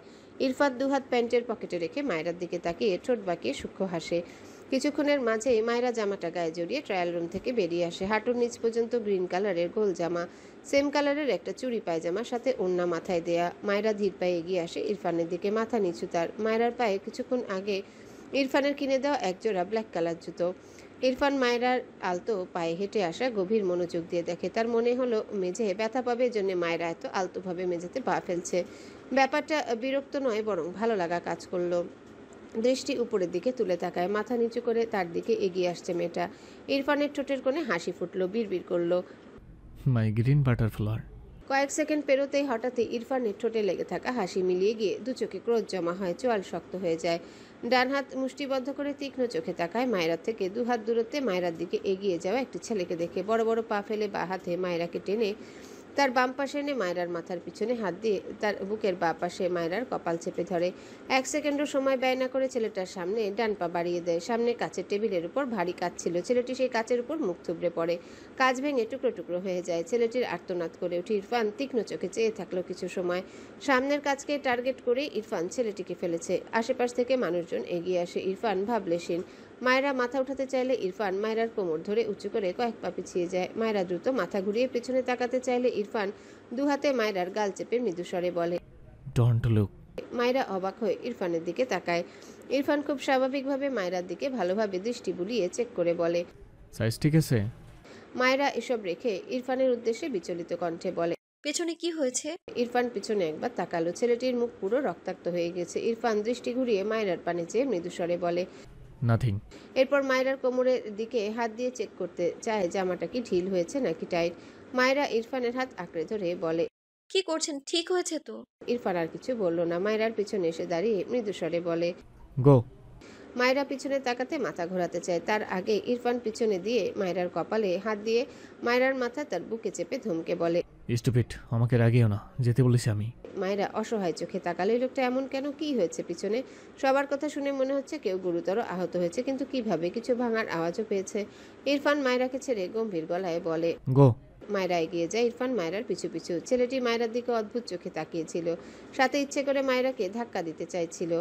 ছেলেটির সামনে বরাবর আয়না থাকায় কোনো কিছু ইরফানের চোখ এড়ায়নি। ইরফান ঘাড় বাঁকিয়ে একবার মেঝেতে কাতরানো আহত ছেলেটার দিকে তাকিয়ে বিড়বিড় করে। বাস্টার্ড। ইরফান মায়েরাকে ট্রায়াল রুমে নিয়ে গিয়ে কাপড় চেঞ্জ করিয়েছে, মূলত মায়েরাকে রিল্যাক্সে খাবার খাওয়ানোর জন্য। প্রায় সকাল থেকে কলেজ ড্রেস পরেছিল, আর মায়েরা শুকনো মুখ দেখে সে বাড়ি পর্যন্ত যাওয়ার সময়টুকু নষ্ট করেনি। মায়েরাকে চেঞ্জ করিয়ে সরাসরি একটা রেস্টুরেন্টে নিয়ে আসে। ইরফান মায়েরার হাত ধরে রেস্টুরেন্টের ভিতর প্রবেশ করে। মায়েরা আশেপাশে চোখ বুলায়। খুব সুন্দর লাগলো জায়গাটা তার কাছে। চোখ ঘুরিয়ে ঘুরিয়ে দেখতে লাগলো। পুরো রেস্টুরেন্ট জুড়ে অনেক সুন্দর লাইটিং করা। মায়েরা শপিং মলের ঘটনা মাথা থেকে বের করতে পারছিল না, তবে এখানে এসে তার মন ভালো হয়। ইরফান মায়েরাকে নিয়ে এক কোনায় গিয়ে বসে। মায়েরাও চুপচাপ ইরফানের পাশে ভদ্র হয়ে বসে। ইরফান মায়েরাকে জিজ্ঞাসা করলো না, নিজে থেকে মায়েরার জন্য হাঁসের মাংস দিয়ে বাসমতি চালের ভাত দিতে বলে ওয়েটারকে। মায়েরা অবাক হয়ে তাকায় ইরফানের দিকে। মায়েরার ভীষণ প্রিয় হাঁসের মাংস। মায়েরার মনে প্রশ্ন জাগে, লোকটা কি জানে তার হাঁসের মাংস পছন্দ? দুপুরেও না খেয়ে তার পেটে একদম ফাঁকা। এই খাবারটা ওই যে একদিন ইরফান তাকে গাড়িতে এনে দিয়েছিল, এরপর আর খাওয়া হয়নি। মেয়েটির মুখে হাসি ফুটে ওঠে। ইরফান কারোর সাথে কলে কথা বলছে। মায়েরার হঠাৎই ঠান্ডা লাগে। এখানে এসি দেওয়া, এসিতে মায়েরা বেশিক্ষণ থাকতে পারে না। মেয়েটা দুহাতে নিজেকে গুটিয়ে নেয়। ইরফান ব্যাপারটা খেয়াল করতেই বাহাতে মায়েরাকে টেনে তার কোলে বসে। মায়েরা চোখ বড় বড় করে তাকায়। এখানে আশেপাশে কত মানুষ। মায়েরা বিড়বিড় করে, ছাড়ুন আমায়। ইরফান মায়েরার কথা শুনলো না। ফোন টেবিলে রেখে কানে ব্লুটুথ লাগিয়ে কথা বলতে থাকে। দুহাতে মায়েরাকে তার বন্ধনীর মাঝে নিয়ে নেয়। এরপর মায়েরার উদ্দেশ্যে মৃদুস্বরে বলে, আর শীত করবে না, ডোন্ট টক। মায়েরা ঢোক গিলল। আশেপাশে চোখ বুলিয়ে দেখলো, তেমন কেউ তাকায়নি তাদের দিকে। দু একজন মাঝে মাঝে তাকাচ্ছে। মায়েরা লজ্জা পেল, তবে কিছু বলল না। তার অনুভূতি বুঝতে পারে না, তবে মনটা কি ভীষণ ফুরফুরে লাগলো। তার সত্যি এখন আর শীত করছে না। মায়েরার অস্বস্তি হয়েছে ইরফানের কোলে বসে খেতে। মেয়েটা অনেকবার নামিয়ে দিতে বলেছে, ইরফান ধমকে থামিয়ে দিয়েছে। মায়েরা উপায় না পেয়ে মাথা নিচু করে গপাগপ খেয়ে নেয়। আশেপাশে আর তাকায়নি। একটা গান শোনা। শুদ্ধর কথায় ইরফান বিরক্ত হলো। সে এক মনে ফোন স্ক্রল করছে। শুদ্ধ হতাশ কণ্ঠে নাসিমের উদ্দেশ্যে বলে, আজ আমার কাকের গলা, মানুষের কোকিলের গলা, তাই আমায় দাম দিচ্ছে না কেউ। নাসিম হাসলো শুদ্ধের কথায়। তাদের ফ্রেন্ড সার্কেলের মাঝে ইরফান আর অন্তরার গানের গলা অনেক ভালো, তবে ইরফানের গানের গলা একেবারে মারাত্মক ভালো বলা যায়। কিন্তু ইরফানটার হাতে পায়ে ধরেও একটা গান শুনতে পারে না তারা। নাসিম বেঞ্চের দুপাশে দুই পা দিয়ে ইরফানের দিকে চেয়ে বলে, আরে শোনা একটা গান, অনেকদিন পর আবদার করলাম, বন্ধু হই না, শোনা। কোথা থেকে অন্তর এসে নাসিমের থেকে একটু দূরত্ব রেখে বসে বলে, কি হয়েছে? শুদ্ধ হতাশ কণ্ঠে বলে, আমিও তোদের মতো কোকিল হতে চাই। ইরফানের ভাব আর নেওয়া যাচ্ছে না। অন্তরা ইরফানের দিকে আর চোখে চেয়ে হাসের পরই হঠাৎই একটা গান গেয়ে ওঠে, ভালোবাসি তোমায়, ভালোবেসে যাব, জনম জনমে সাথী হব। ইরফান বোধহয় শুনল না।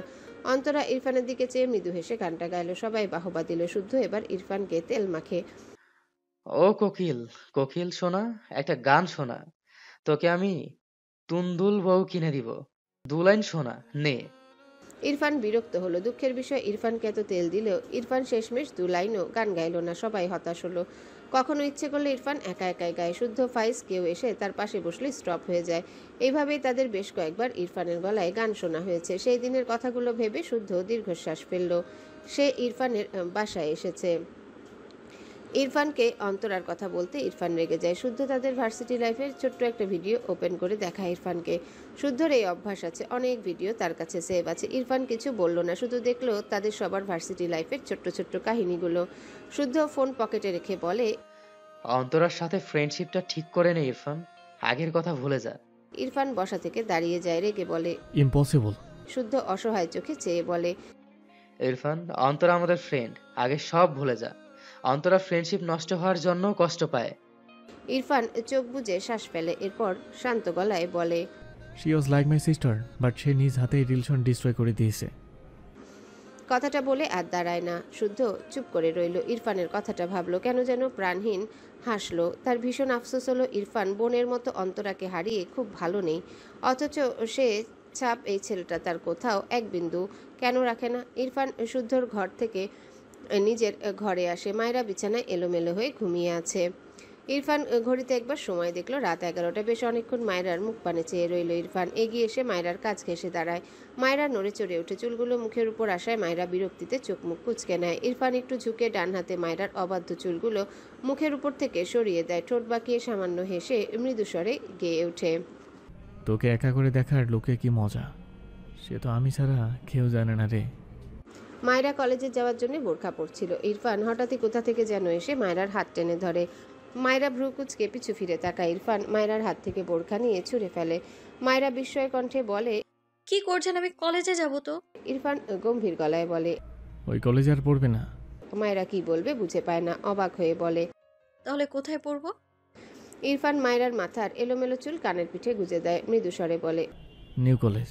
মায়রা বিরক্ত হয়। এই লোকটা একটা অদ্ভুত প্রাণী, সে এই কলেজেই পড়বে। গতকালকে কয়েকজনের সাথে একটু একটু বন্ধুত্ব হয়েছে, আর এই লোকটার বান্ধবীটাও কত ভালো, কলেজটাও খুব ভালো। সব মিলিয়ে মায়রার এই কলেজ ভালো লেগেছে।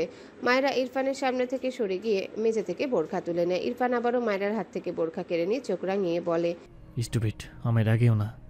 একটু থেমে মায়রার গালে হাত দিয়ে নরম গলায় বলে, ওর চেয়ে ভালো কলেজে তোমায় অ্যাডমিট করিয়ে দেবো, ওকে? মায়রা পিটপিট করে ইরফানের দিকে তাকিয়ে বলে, কিন্তু এই কলেজে পড়লে কি হবে? মায়রা বোকা চোখে তাকায় ইরফানের দিকে, অতঃপর বলে, আপনি কি পাগল? আমার তো সম্পদই নেই, কেউ নজর দিবে কি করে? আজগুবি কথা যত সব। ইরফান বিরক্ত চোখে মায়রার দিকে তাকায়। মায়রার দুই কাঁধ দু হাতে চেপে ধরে রেগে বলে, স্টুপিড, থপ্পড় দিয়ে শব্দ ফেলে দেবো তোমার। মায়রা মুখ ফুলায়, মাথা নিচু করে বলে, আমি ওই কলেজেই পড়তে চাই, প্লিজ। ইরফান মায়রাকে ছেড়ে গম্ভীর গলায় বলে, নো। মায়রা হঠাৎ ইরফানের দুহাত তার দুহাতে ধরে বাচ্চাদের মতো আবদার করে, প্লিজ, আমি ওই কলেজে পড়তে চাই। আপনার সব কথা শুনবো আমি, একদম প্রমিস। ইরফান কেমন অদ্ভুত চোখে তার দুহাতের দিকে চেয়ে আছে, যে দুহাত আপাতত মায়রা তার দুহাতে ধরে আছে, ঠিক যেমন বাচ্চারা কারো কাছে তাদের ইচ্ছে পূরণ করতে আবদার করে। ইরফান দৃষ্টি ঘুরিয়ে মায়রার মুখের দিকে তাকায়। মায়রা চাতক পাখির না ইরফানের দিকে চেয়ে আছে উত্তরের আশা। ইরফান মায়রার দিকে একটু চেপে দাঁড়িয়ে বলে, ওকে। মায়রার চোখ দুটো চকচক করে ওঠে, খুশিতে গদগদ হয়ে বলে, সত্যি? ইরফান মায়রার পানে চেয়ে আছে। মায়রা হেসে মাথা নাড়িয়ে বলে, আপনি অনেক ভালো। কথাটা বলে ইরফানের দুহাত ছেড়ে পিছু যেতে নিলে ইরফান বা হাতে মায়রাকে তার সাথে চেপে ধরে। মায়রা পিটপিট করে ইরফানের দিকে তাকায়। ইরফান মায়রার গালে ডান হাত ডুবিয়ে মৃদুস্বরে বলে, আই নো তুমি আমার উইশ অনুযায়ী চলাফেরা করতে চাও, ফ্রিডম চাও, বাট তোমার সব উইশ পূর্ণ হবে না। লাইক তোমার সব কাজে রিফান্ড নেওয়াই থাকবে, আন্ডারস্ট্যান্ড? মায়রা বোঝার চেষ্টা করছে তার কোনো ইচ্ছা পূরণ হবে না। তাকে তো কলেজে পড়তে দিবে বলল, নাকি মত চেঞ্জ করলো? মায়রা অসহায় মুখ করে বলে, আমি এই কলেজেই পড়তে চাই। ইরফান মায়রাকে ছেড়ে ওয়াশরুমে যেতে যেতে গম্ভীর গলায় বলে, স্টুপিড, বলেছি তো ওকে। মায়রার মন ভালো হয়, কিন্তু তার কোন ইচ্ছে পূরণ হবে না এটা মায়রা বুঝলো না। ভাবনা রেখে এসে ঝটপট রেডি হয়ে নিল, নয়তো কলেজে লেট হয়ে যাবে। তার রেডি হওয়া শেষ। এর মধ্যে ইরফান শাওয়ার নিয়ে বেরিয়ে আসে ওয়াশরুম থেকে। মায়রা একবার ইরফানের দিকে তাকিয়ে বাইরে বেরোতে নিলে ইরফান গম্ভীর গলায় বলে, বাইরে ওয়েট করবে। মায়রা প্রশ্নাত্মক চোখে চায় ইরফানের দিকে। ইরফান রেডি হতে ব্যস্ত হলো। মায়রা ভ্রু কুঁচকে বলে, কেন ওয়েট করব? ইরফান তার গায়ে শার্ট জড়াতে জড়াতে মায়রার দিকে চেয়ে ছোট করে বলে, বিকজ তুমি আমার সাথে যাবে। মায়রা মুখ বাঁকায়। এতদিন তাকে ভুলেছিল, এখন ঢং করছে, লাগবে না। কিছু না বলে বাইরে বেরিয়ে যায়। ইরফান রেডি হয়ে নিচে নামলো। আশেপাশে চোখ বুলিয়ে মায়রাকে না দেখে ভ্রু কুঁচকে তাকালো। রুমা নেওয়াজ ইরফানকে খেতে বসতে বলে। ইরফান তার মায়ের উদ্দেশ্যে বলে, ও কোথায়? রুমা নেওয়াজ ছেলের দিকে তাকিয়ে রইল খানিক। ইরফান যে মায়রার কথা জিজ্ঞাসা করেছে তিনি বুঝেছেন। অনেকদিন হলো তো মায়রাকে কলেজে নিয়ে যায় না, তা নিয়ে তারেক নেওয়াজ খুব বিরক্ত ছিল ইরফানের উপর। আর গতকাল যা ঘটলো এরপর তারেক নেওয়াজ অনেক বেশি রেগে আছে ইরফানের উপর। ইরফান তার মায়ের দিকে চেয়ে আছে উত্তরের আশায়। রুমা নেওয়াজ মৃদুস্বরে বলে, তুমি খেয়ে ভার্সিটি যাও বাবা। মায়েরাকে তোমার বাবা ওর কলেজে রাখতে গিয়েছে। ইরফান কথাটা শুনে অবাক হয়ে বলে। হোয়াট? রুমা নেওয়াজ ছেলের ব্যবহার একটু অবাক হয়। এতদিন তো ইরফান নিজেই মায়রার প্রতি উদাসীন ছিল। ঠিক উদাসীন বলা যায় না, সে নিজে মায়রার কাজগুলো না করে তার বাবাকে দিয়ে করিয়ে নিত। এক্ষেত্রে কখনো অবহেলা করেনি, কিন্তু এখন নিজেই চাইছে, তাই খানিকটা অবাক হলেন। ইরফান সময় নষ্ট না করে বাড়ি থেকে বেরিয়ে যেতে নিলে রুমা নেওয়াজ পিছু ডাকে। ইরফান, খেয়ে যাও। ইরফান ছোট্ট করে বলে, বাইরে খেয়ে নেবো আম্মু। ছেলেটা রাগে কপালে রক ফুলে উঠেছে। সে এই স্টুপিডকে বলেই দিয়েছে যেন ওয়েট করে, পাকনামি করে চলে গিয়েছে। দাঁতে দাঁত চেপে বিড়বিড় করে। স্টুপিড গার্ল, থাপ্পড় দিয়ে শব্দ ফেলে দেবো তোমার আমি। মায়রা কলেজ গেটের সামনে দাঁড়িয়ে আছে। তারেক নেওয়াজ মাত্রই তাকে নামিয়ে দিয়ে গিয়েছে। মায়রা এদিক ওদিক তাকে, তার মাথায় কিছু চলছে। কাঁধের ব্যাগ ডান হাতে ধরে রেখে আশেপাশে চোখ বুলায়। একটু দূরে দোকান খোলা পেয়ে দ্রুত পায়ে সেদিকে এগিয়ে যায়। এরপর দোকানদারকে জিজ্ঞাসা করে, আঙ্কেল সুপার গ্লো আছে? ভদ্রলোক সম্মতি দিলে মায়রা দোকানওয়ালাকে 4টে সুপার গ্লু দিতে বলে। মায়রার কথা অনুযায়ী ভদ্রলোক 4টে সুপার গ্লু মায়রার দিকে এগিয়ে দেয়। মায়রা কিছু একটা ভেবে মিটিমিটি হাসছে। সুপার গ্লুগুলো ব্যাগে রেখে দেয়। এরপর দোকানদারের দিকে 500 টাকার নোট বাড়িয়ে দিলে ভদ্রলোক জানান খুচরা নেই। মায়রা অসহায় চোখে তাকায়। তারেক নেওয়াজ তো তাকে খুচরা টাকা দেয় না, এমন নোট টাকা দেয় মাঝে মাঝে। এখন কি করবে ভাবনার মাঝে মায়রার পাশে কেউ একজন দাঁড়িয়ে দোকানদারের নিকট 100 টাকার নোট বাড়িয়ে দিয়ে বলে, সুপার গ্লুর দাম এখান থেকে রাখুন। দোকানদার ছেলেটির থেকে টাকা নেয়। মায়রা দ্রুত পাশ ফিরে তাকায়। ছেলেটি দোকানদারের দিকে তাকিয়ে আছে। মায়রা সাইড থেকে দেখলো তার চেনা চেনা লাগলো, কিন্তু মনে করতে পারলো না কোথায় দেখেছে। অবাক হয়ে বলে, আপনি আমায় টাকা দিচ্ছেন কেন? সাজিদ খুব স্বাভাবিক মুখায়বে তাকায় মায়রার দিকে, মৃদু হেসে বলে, তোমার কাছে নেই তাই তোমাকে হেল্প করছি। কথাটা বলে আবারও সামনে তাকায়। মায়রা কিছু একটা ভেবে বলে, আপনি ফারাপুর ফ্রেন্ড না? সাজিদ ছোট করে বলে। মায়রা মাথা নাড়িয়ে বলে, থ্যাংক ইউ ভাইয়া, আমি আপনাকে পরে দিয়ে দিব। সাজিদ দোকানদারের থেকে বাকি টাকা ফেরত নিয়ে পকেটে টাকা রাখতে রাখতে মায়রার দিকে তাকিয়ে মৃদু হেসে বলে, লাগবে না, তুমি থ্যাংক ইউ দিলে এতেই হয়ে যাবে। কথাটা বলে আর দাঁড়ায় না, দ্রুত পায়ে উল্টো ঘুরে ভার্সিটির দিকে চলে যায়। মায়রা বেশি কিছু ভাবলো না। সেও তার কলেজ গেটের ভেতর যেতে নিলে ইরফান মায়রার হাত টেনে ধরে। মায়রা পিছু ফিরে তাকিয়ে ইরফানকে দেখে অবাক হয়ে বলে, আপনি? ইরফান রেগে বলে, স্টুপিড, আমি তোমাকে ওয়েট করতে বলিনি। মায়রা আমতা আমতা করে বলে, বাবা বলেছে তার সাথে আসতে। ইরফান ফোঁস করে শ্বাস ফেলে বলে, বাইরে কি করছো? মায়রা কিছু বলার আগে ইরফানের পাশে অন্তরাকে দেখে সালাম দেয় ম্যাম সম্বোধন করে। অন্তরা সালামের উত্তর নেয়। ইরফান অন্তরার দিকে তাকালো না। মায়রার গালে হাত দিয়ে বলে, ছুটির পর কলেজ থেকে বের হবে না, ভেতরে যাও। মায়রা একবার অন্তরার দিকে তাকালো। অন্তরা কেমন করে যেন ইরফানের দিকে চেয়ে আছে। ইরফান ধমক দেয়, ভেতরে যেতে বলেছি আমি। মায়রা কেঁপে ওঠে। দ্রুত অন্তরা থেকে চোখ সরিয়ে নিয়ে উল্টে ঘুরে কলেজ গেটের দিকে পা বাড়ায়। অন্তরা ঢোক গিলে বলে, ইরফান, আমার সাথে 2 মিনিট কথা বলবে প্লিজ? ইরফান মায়রার দিকে চেয়ে গম্ভীর গলায় বলে, নো। অন্তরা ইরফানের হাত ধরতে গিয়ে গুটিয়ে নিল। ইরফান ভীষণ রেগে যায় কাজ করলে। থাপ্পড় মারতে একবারও ভাববে না। ইরফান দুহাত প্যান্টের পকেটে গুজে মায়রার পানে চেয়ে রইল। মায়রা একবার পিছু ফিরে তাকায়, দেখলো ইরফান তার দিকে চেয়ে আছে। এটা দেখে কেন যেন মায়রার মুখে এক চিলতে হাসি ফুটে ওঠে। তবে ইরফানের দিকে অন্তরার দৃষ্টি দেখে মায়রার কেমন যেন লাগে, ভালো লাগে না। বন্ধুর দিকে কি কেউ এভাবে তাকায়? ভাবনা রেখে সামনে এগোয়। মায়রাকে যতক্ষণ দেখা যায় ইরফান ততক্ষণ দাঁড়িয়ে রইল। মায়রা মিলিয়ে গেলে ইরফান তার গাড়ির দিকে এগিয়ে যায়। অন্তরা মৃদু স্বরে বলে, মায়রাকে কেন ভালোবাসলে ইরফান? ইরফানের পা থেমে যায়, চোয়াল শক্ত হয়ে যায়। উল্টো ঘুরে দাঁতে দাঁত চেপে বলে, সেই কৈফিয়ত আমি তোমাকে দেব। হু আর ইউ? অন্তরা চোখ নামিয়ে নেয়। তার যে গতকাল থেকে কষ্টের পরিমাণ বহুগুণ বেড়ে গিয়েছে। যখন থেকে বুঝেছে ইরফান মায়রাকে ভালোবাসে, তার নিজেকে পাগল পাগল লাগে। ইরফানের দিকে চেয়ে বলে, ইরফান, আমি।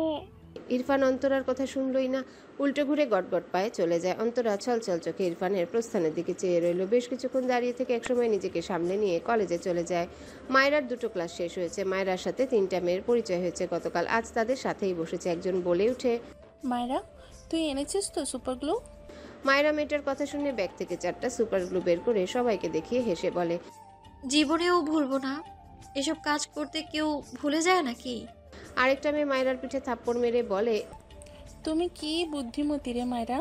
মায়রা তার হিজাবের দুপাশ নাড়িয়ে ভাবনা নিয়ে বলে, দেখতে হবে না মাথাটা কার। মায়রার কথায় সবাই হেসে ফেললো। তাদের কথার মাঝেই তাদের 3য় ক্লাস নেওয়ার জন্য অন্তরা রুমে প্রবেশ করে। মায়রা দ্রুত সুপার গ্লুগুলো ব্যাগে ভরে তার পাশের জনকে বলে, জানিস এই ম্যাম অনেক ভালো। মেয়েটি বলে, হ্যাঁ রে হ্যাঁ জানি, এই পর্যন্ত 200 বার বলে ফেলেছিস। মায়রা একটু হাসলো। কিছুক্ষণ পেরোতে অন্তরা মায়রাকে দাঁড় করায়। মায়েরা কিছু মনে করলো না, বরং হাসি মুখে দাঁড়ালো। অন্তরার মুখাবয়ব আজকে স্বাভাবিক নয়, বরং শক্ত, যেন মায়েরাকে এক্ষুনি খেয়ে ফেললে তার মনে জ্বালা মিটত। অন্তরা মায়েরাকে সামনে ডাকলো। মায়েরা ভদ্রমের মতো তার ম্যামের কথা মেনে অন্তরার সামনে এসে দাঁড়ায়। অন্তরা সামনে উঁচু জায়গাটায় দাঁড়িয়ে আছে। মায়েরাকে দুটো সিঁড়ি বেয়ে উপরে উঠতে বলে। মায়েরা এবারেও মেনে নিল। অন্তরা মায়েরার সামনে দাঁড়িয়ে বইয়ের একদম শেষ অঙ্ক থেকে কোশ্চেন করে।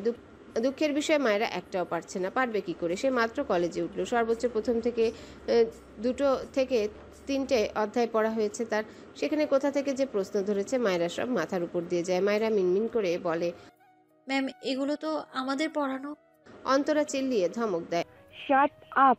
মায়েরা সহ ক্লাসের সকলেই কেঁপে ওঠে। মায়েরা দুহাত জমা করে মাথা নিচু করে দাঁড়িয়ে থাকে। অন্তরা সিঁড়ি বেয়ে নিচে নেমে স্টিলের স্কেল চায়। একজন স্কেল বের করে অন্তরার হাতে দেয়। অন্তরা 1 সেকেন্ডও সময় নষ্ট করলো না। গটগট পায়ে গিয়ে সে মায়েরার সামনে দাঁড়িয়ে শক্ত গলায় বলে, হাত বাড়াও। মায়েরা বিস্ময়ে চোখে তাকায় অন্তরার দিকে। অন্তরা ভয়ঙ্কর রেগে তাকিয়ে আছে তার দিকে। মায়েরা ঢোক গিলে। তার দোষ কোথায় সে আসলে বুঝতে পারছে না। মায়েরাকে স্ট্যাচু হয়ে দাঁড়িয়ে থাকতে দেখে অন্তরা নিজেই মায়েরার হাত টেনে মেলে ধরে। এরপর গায়ে সব শক্তি দিয়ে মায়েরার হাতে বাড়ি দেয়। মায়েরা চোখ বুজে নিল, মনে হলো তার জান বের হয়ে গেল। অন্তরা থামলো না। পরপর আরও 2টো স্কেলের বাড়ি দেয় মায়েরার হাতে। মায়েরার মনে হলো তার হাত অবশ হয়ে আছে। মেয়েটা সহ্য করতে না পেরে হাত সরিয়ে নেয়। ব্যথায় তার চোখে পানির কণা জমলো। অন্তরার বোধহয় পছন্দ হলো না মায়েরার হাত সরিয়ে নেওয়ার ব্যাপারটা। আবারও মায়েরার হাত জোর করে টেনে এনে হাতে আরও 2টো বাড়ি দেয়। মায়েরা গলা ফাটিয়ে কাঁদতে ইচ্ছা করলো। চোখ থেকে পানি গড়িয়ে পড়ে। অন্তরা হাতের স্কেল ছুঁড়ে ফেলে শক্ত গলায় বলে, এরপর থেকে আমার পড়া না করে ক্লাসে আসলে এর চেয়েও ভয়ঙ্কর পরিণতি হবে। ক্লাসের সবাই থমথমে মুখে চেয়ে আছে। পুরো ক্লাস নিস্তব্ধ। মায়েরা তার হাতের দিকে তাকালো। জায়গায় জায়গায় কেটে রক্ত বেরিয়েছে। অন্তরা মায়েরার উদ্দেশ্যে বলে, এই মেয়ে, বেঞ্চের ওপর উঠে কান ধরে দাঁড়াও, যাও। মায়েরা বিস্ময়ে চোখে তাকায় অন্তরার দিকে। অন্তরা ধমক দিলে মায়েরাকে সত্যি সত্যি তার জায়গায় গিয়ে বেঞ্চের উপর উঠে কান ধরে দাঁড়াতে হয়। অনেকে লুকিয়ে লুকিয়ে হাসছে। মায়েরা এই জীবনে এত অপমান হয়নি। স্কুল লাইফ পার করে এসেছে, কিন্তু এমন পরিস্থিতিতে সে কখনো পড়েনি। সে একটু দুষ্টুমি করতো, কিন্তু ভালো ছাত্রী হওয়ায় আর বেয়াদবি না করায়, আবার সবার সাথে মিশুক হওয়ায় মায়েরা সবসময় সব স্যার ম্যাডামদের প্রিয় তালিকায় থেকেছে। ফলস্বরূপ এর ধারের কাছেও শাস্তির তার অভিজ্ঞতা নেই। সেখানে আজ এত মার সাথে অপমান। মায়েরা তার বুকের সাথে মাথা ঠেকিয়ে রেখেছে। চোখ থেকে টুপটুপ করে পানি গড়িয়ে পড়ে। মার খেয়ে যতটুকু না লেগেছে তার চেয়ে অপমানে বেশি লাগছে। মায়েরার বান্ধবীরা অসহায় চোখে শুধু চেয়ে রইল। ক্লাসের বেল বাজলে মায়েরা 1 সেকেন্ডও সেখানে দাঁড়ায় না। তার ব্যাগ নিয়ে এক প্রকার দৌড়ে ক্লাসরুম থেকে বেরিয়ে কমন রুমের দিকে যায়। পিছু পিছু মায়েরার বান্ধবীরা যায়। মায়েরাকে ডাকে, মাথায় হাত বুলায়। মায়েরা কারোর সাথে একটা কথাও বলল না। সে সব মেনে নিতে পারে, কিন্তু অপমান মানতে পারে না। তাকে তো অপমান করা হয়েছে। সবসময় হাসতে পারলেও এখন কেন যেন শুধু কান্নাই পাচ্ছে মেয়েটার। মাথা নিচু করে নীরবে কাঁদে। ইরফানের কথা মনে পড়ল ভীষণ। যাওয়ার আগে তার গালে হাত রেখে বলেছিল, ছুটি শেষে বের হবে না।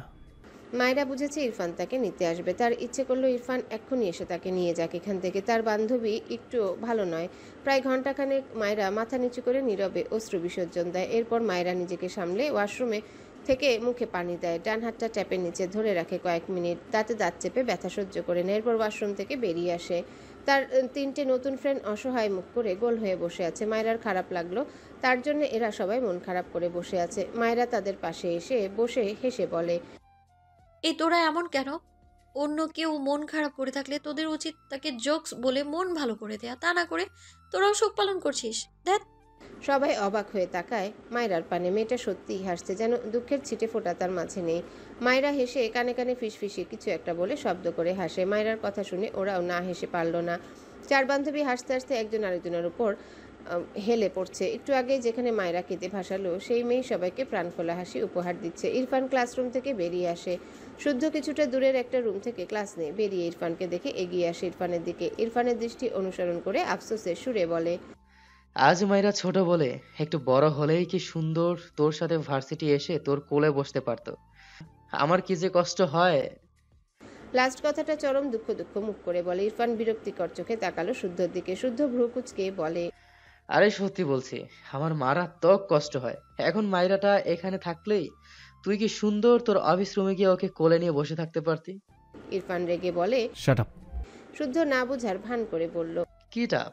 ইরফান বিরক্তি ভরা চাহনি শুদ্ধ থেকে সরিয়ে নিয়ে মাঠের দিকে দৃষ্টি রেখে গম্ভীর গলায় বলে, আই থিঙ্ক ফারার সাথে ছেলেটাকে পারফেক্ট লাগবে। কথাটা বলে গম্ভীর মুখায়বে তার অফিস রুমের দিকে যায়। শুদ্ধ চোখ বড় বড় করে তাকায়। ব্যাপারটা হলো তার ফারার পাশে শাহেদকে দেখে মেজাজটা বিগড়ে তো গেলই, সাথে অবাক হলো ইরফানের কথা শুনে। এতদিন সে সবাইকে জ্বালিয়েছে, অন্যরাও সুযোগ পেলে জ্বালিয়েছে, এসব নর্মাল, কিন্তু ইরফান তাকে জ্বালাতে চাইছে, ইম্পসিবল। এটা আদৌ ইরফান তো? How possible? এসবের রহস্য পরে উদ্ঘাটন করা যাবে, আগেই জ্বলুনি ফারার ব্যবস্থা করতে হবে। সে কি সুন্দর ঠান্ডা মাথার মানুষ! এই একটা মেয়ে শুধু তার ঠান্ডা মেজাজ গরম করে দেয়। শুদ্ধ দ্রুত পায়ে সিঁড়ি বেয়ে নেমে আসে, যেখানে ফারাসহ তার ফ্রেন্ডরা বসে আছে। শুদ্ধ গম্ভীর গলায় ডাকে, ফারহা। সবাই শুদ্ধর দিকে তাকে শুদ্ধকে সালাম দেয়। শুদ্ধ সালামের উত্তর দেয়। শাহেদের দিকে একবার তাকালো, একেই তো ফারা সুন্দর বলেছিল, আবার এর পাশে বসে আছে, কি অবস্থা! সে মানবে কি করে সব? রেগে তাকায় ফারার দিকে। ফারা সবার মাঝ থেকে উঠে এসে শুদ্ধর সামনে দাঁড়ায়। ফারার ফ্রেন্ডরা শুদ্ধ আর ফারার ব্যাপারে জানে, এই জন্য কিছু বলল না। শুদ্ধ না থাকলে অবশ্য মজা নিত। ফারা শুদ্ধর সামনে এসে দাঁড়ালে শুদ্ধ কোনো কথা না বলেই ফারার হাত ধরে হাঁটতে থাকে। ফারা অবাক হয়ে বলে, আরে কোথায় নিয়ে যাচ্ছ আমায়? শুদ্ধ কিছুই বলল না। ফারার হাত ধরে হাঁটতে হাঁটতে তার গাড়ির সামনে নিয়ে গিয়ে দাঁড়ায়। এরপর রেগে বলে, এই মেয়ে, এই ছেলেদের পাশে বসার স্বভাব কোথায় পেয়েছো? ফারা ভ্রু কুচকে বলে, ওরা আমার ফ্রেন্ড। শুদ্ধ দাঁতে দাঁত চেপে বলে, এত ফ্রেন্ড লাগবে না, ওরা ভালো না। তোমার পাশে বসার সুতো খোঁজে ওরা। মোটেও না, ওরা সবাই আমাকে বোন ভাবে। শুদ্ধ বিরক্ত হয়ে বলে, এত ভাবাভাবি বাদ, তোমাকে আমি কয়েকটা সুন্দর ফ্রেন্ড। একটু থেমে বলে, তবা তবা, এটা বিশ্রী হবে। তোমাকে আমি কয়েকটা বিশ্রী ফ্রেন্ড খুঁজে দিব। ওরা নিজেদের বামুন ভেবে তোমার থেকে এমনিতেই দূরে থাকবে, আর তুমিও ওদের থেকে ক্রাশ ঘ্রাস খাবা না। শেষ। এত জ্বালাও, গরম লেগে গেল। উফ। ফারা শুদ্ধর অবস্থা দেখে মুখ লুকিয়ে একটু হাসলো। শুদ্ধ খেয়াল করতে হঠাৎই কেমন যেন ভীষণ রাগান্বিত স্বরে ডেকে ওঠে। ফারহা। ফারা কেঁপে ওঠে। শুদ্ধর দিকে তাকালে দেখলো শুদ্ধ শক্ত চোখে তার দিকে চেয়ে আছে। শুদ্ধ নিরেট কণ্ঠে বলে, সব ব্যাপারে তেরামি মাথা পেতে মেনে নিব ফারহা, বাট এই ব্যাপারে ফান করে যে তেরামিটা করবে, বিলিভ মি, তোমার অস্তিত্ব খুঁজে পাবে না তুমি। কথাটা বলে চোখ বুজে শ্বাস নিয়ে গম্ভীর গলায় জিজ্ঞাসা করে, আর ক্লাস আছে? ফারা মাথা নাড়িয়ে না সম্মতি দেয়। শুদ্ধ গাড়ির দরজা খুলে দেয়। ফারা একবার শুদ্ধর দিকে তাকালো। ফারার অবাক লাগে শুদ্ধর হঠাৎ এমন রূপ দেখে। শুদ্ধ আশেপাশে একবার তাকালো, এরপর সুযোগ বুঝে হঠাৎই ফারার গালে টুপ করে একটা চুমু খেয়ে নেয়। ফারা থতমত খেয়ে যায়। শুদ্ধ মিটিমিটি হেসে বলে, এভাবে তাকালে কন্ট্রোল থাকে না ফারহা পাখি, আপাতত চোখ নামিয়েই রাখো। ফারা দ্রুত গাড়িতে উঠে বসে। শুদ্ধ গাড়ির ডোর লাগিয়ে ড্রাইভিং সিটে গিয়ে গাড়ি স্টার্ট দেয়। মায়েরা প্রথম 3টে ক্লাস করে আর ক্লাসে যায়নি, কমন রুমে বসে আছে। তার ফ্রেন্ডদের যেতে বলেছিল, তারা মায়েরাকে রেখে যায়নি। ছুটির ঘন্টা কানে আসলে 4 বান্ধবী কাঁধে ব্যাগ নিয়ে রুম থেকে বেরিয়ে আসে। বাইরে পা রাখতে মায়েরার মনটা বিষণ্ণতায় ঘিরে ধরে। সে তো অন্তরাকে কত ভালো বলছিল, তবে তার সাথে কারণ ছাড়া এমন কেন করলো? মেয়েটা কিছুই বুঝতে পারে না। মাথা উঁচু করে মাঠের এক সাইডে ইরফানকে দেখে মায়েরা বেশ কিছুক্ষণ তাকিয়ে রইল সেদিকে। এরপর তার ফ্রেন্ডদের থেকে বিদায় নিয়ে দ্রুত পায়ে ইরফানের দিকে এগিয়ে যায়। এক পর্যায়ে দৌড় দেয় মেয়েটা। ইরফান ফোন স্ক্রল করছিল। মাথা উঁচু করে মায়েরাকে তার দিকে এভাবে দৌড়ে আসতে দেখে অবাক হয়। ফোন পকেটে রেখে দ্রুত সামনের দিকে পা চালায়। রাগ হলো, তার এই স্টুপিড এভাবে দৌড়াচ্ছে কেন? এক্ষুনি তো পড়ে যাবে। মায়েরা ইরফানের কাছাকাছি আসলে থেমে যায়। ইরফান জোরে ধমক দেয়, থাপ্পড় দিয়ে শব্দ ফেলে দেবো তোমার। দৌড়চ্ছিলে কেন? মায়েরা মাথা নিচু করে হাঁপাচ্ছিল। মাথা তোলার আগে ইরফানের এক ধমক খেয়ে মেয়েটার ভীষণ খারাপ লাগলো। এমনিতে এই লোকটার বান্ধবী তাকে আজ কত অপমান করলো, এই লোকটাও তার সাথে এমন করছে। অভিমানে চোখের কোণে পানি জমলো। মাথা তুলল না আর। সে একাই যাবে, এই লোকটার সাথে যাবে না, তার কাউকে লাগবে না। উল্টো ঘুরে এক পা এগুলে ইরফান মায়েরার হাত টেনে ধরে। মায়েরা মাথা নিচু করে হাত ছাড়ানোর চেষ্টা করে। ইরফান মায়েরাকে টেনে তার সামনে দাঁড় করিয়ে দেয়। আবারও ধমক দিতে গিয়ে থেমে যায় মায়েরার দিকে তাকিয়ে।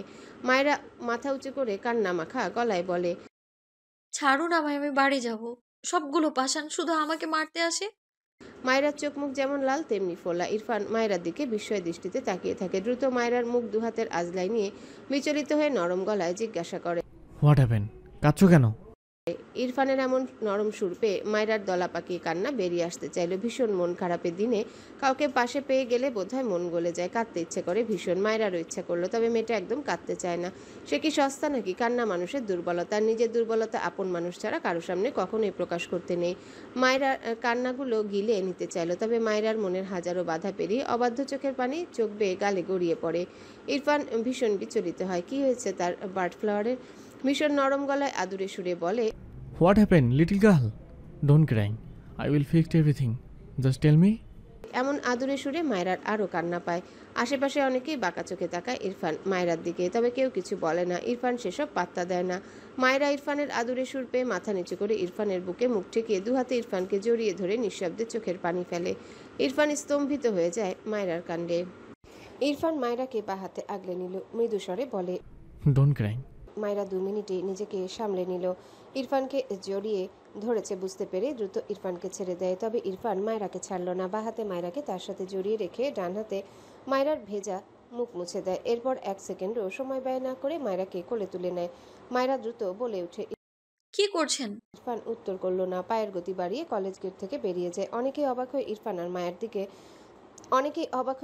আর মায়রার দিকে চেয়ে রইল। ইরফান সেসব পাত্তা দিল না। মায়রাকে নিয়ে গটগট পায়ে কলেজ মাঠ থেকে বেরিয়ে সোজা তার গাড়িতে বসিয়ে দেয়।